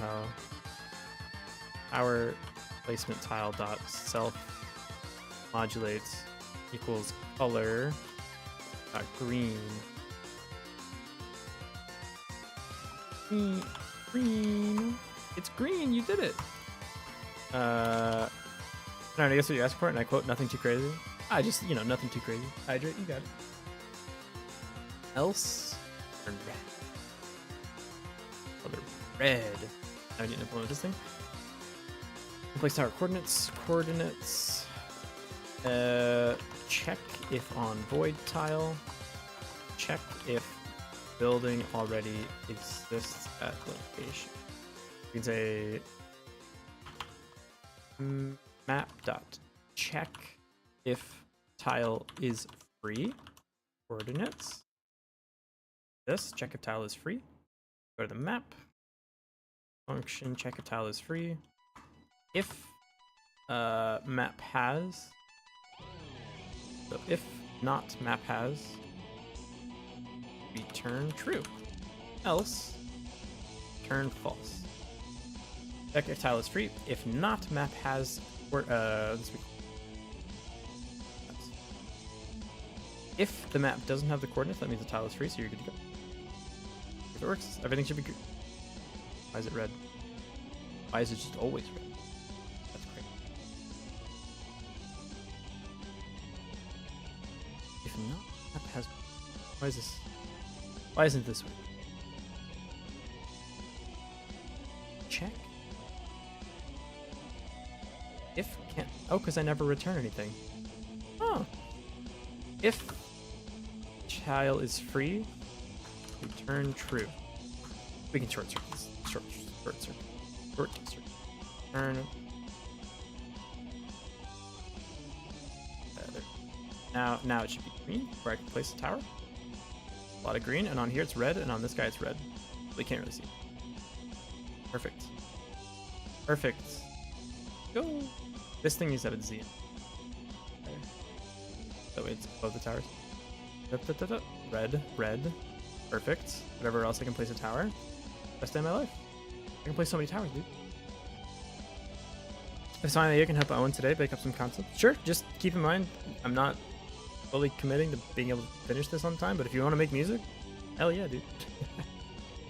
The next time I'm streaming is literally on Saturday, or on Sunday, sorry, so I'm going to do a little bit of offline mining between now and then. Hopefully I can get more of the game done, but whatever I get done is whatever I get done. This game jam, still taking it a little bit easier, and then I'm going to take some time off from streaming and just do Sound Voltex when I can get it, but otherwise, not really, you know, go crazy hard on it, but head out now. Been binging IPP. Oh, alright. Yeah, but dude, lock in. You got it. Focus for 3 minutes. Their dying wish. Will do, buddy.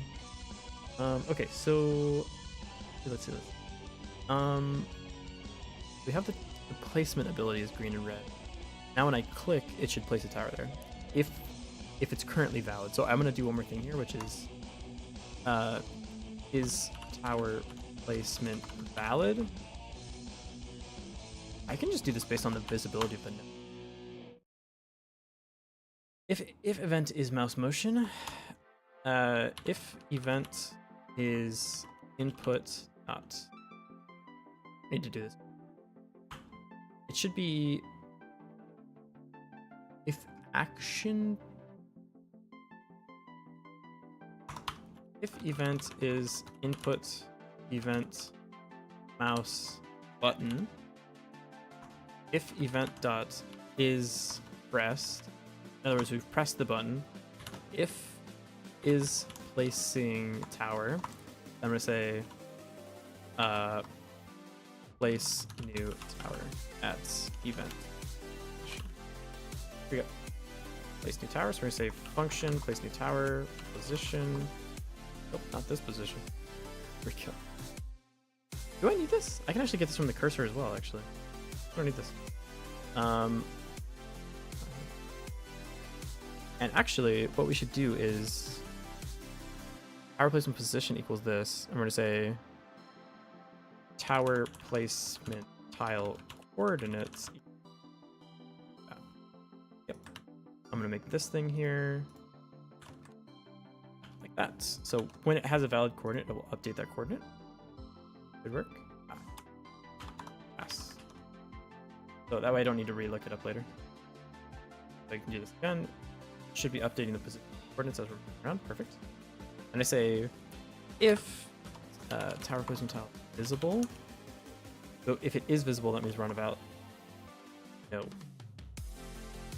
It would check if the self-modulate is green, which I think you can just do. Okay, so I think this just works, even though it's a little weird. Let's see if that works. I'm on a red tile, I click. Nothing happens. I'm on a green tile, I click. It does actually just work. The same thing as keeping a boolean. It works, it works. Sweet. Place tower. Place tower at tower placement tile coordinates. There you go. I should be able to just click to add more towers to the game. Boop. Boop. Hell yeah. Why did they spawn 2 projectiles? Shouldn't have done that. Probably because I placed 2 towers there. Probably why. If event is pressed, I think every time I place a tower, I'm actually placing 2. Click. 1, 2. Why is that happening? Pressed. I mean, it looks to me like pressed is not. Me personally. If event, is it just press? Right at 1. Now it's just 1. Breakpoint? What? Oh, that's fine. It's just trying to place the tower, but it won't. Right? I place like 50 of these here. It should only still be one tower. And it is. Perfect. Okay, there we go. So we have our ability to place towers now. Sick. So you're playing the game, playing the game, getting some resources, placing towers. Have enough for another tower, place another tower down. Have two little dudes fighting for me. I feel like 2 towers actually just wins this. Maybe not. The tower down. Help each other out. The targeting is random, so it actually kind of isn't as great as it seemed. Okay. We need to do like towers die when the void touches them, but otherwise kind of working. Place some more towers down. The thing is, like, you kind of have to turtle forward because, like, oh man, this shit actually spreads hella fast, huh? Dude, we're losing. We need a ton of towers for this. How do we take back our land? Why is this an invalid tile? Oh, because there used to be a void tile there. That's a bug. Interesting. Good to know. You can't place it where there was already void tiles because when the void tiles delete, they don't take themselves out of the map. That's not good. You should do that. Before you queue free, you're going to say get parent.map .remove tile coordinate. Parent.map.remove. Because you don't have the map reference. No, you don't. The coordinates are vector 2i, so we're going to go to the map. Row's locked in, hell yeah. Function remove tile coordinate. I say map dot erase coordinate. Cool. Now it should work. Even on a tile we've previously cleared. So this is gonna spread. Currently this is blocked. Gonna go to shoot, and now this should be clear again, and it is. Except now it isn't because if I have my thing here and the void tile overtakes it, does it become red? Not until I move my mouse, huh? That's kind of funny. Whatever. If I have like 4 towers, we can fight back. Do we win? Are we winning? Oh, it's kind of hard to kill. I give it up. Cool. Alright. Getting somewhere with the game. Unfortunately, I think that is all the time that I have. I must go. I'm sleepy. Go get some sleep. Like I said, I'm gonna do some offline dev between now and Sunday, so I'll be back on Sunday to work more on this. Yeah, so I won't be any more streams for the week until Sunday, so you'll just have to trust that I get enough done between now and then. We'll see. Do you want to host? Oh, they're doing like a big yearly level up. Congratulations. We'll go host Copy Girl. Copy Girl. Yeah, we'll ship it over here. Ending early? Yeah, to be honest, I think I need to go back to my old schedule of 6 to 9. I kind of just peter out at this time. What it is. Verified only? Is Copy Girl verified only? I need to check. I don't know how to check that. How do you know? Well, either way, it's okay. They're cool, so go verify your account or something. What? Raid? Copy Girl? Copy Girl, what? Oh, there we go. I don't know why that didn't work. Whatever. Okay, see you there. Bye-bye.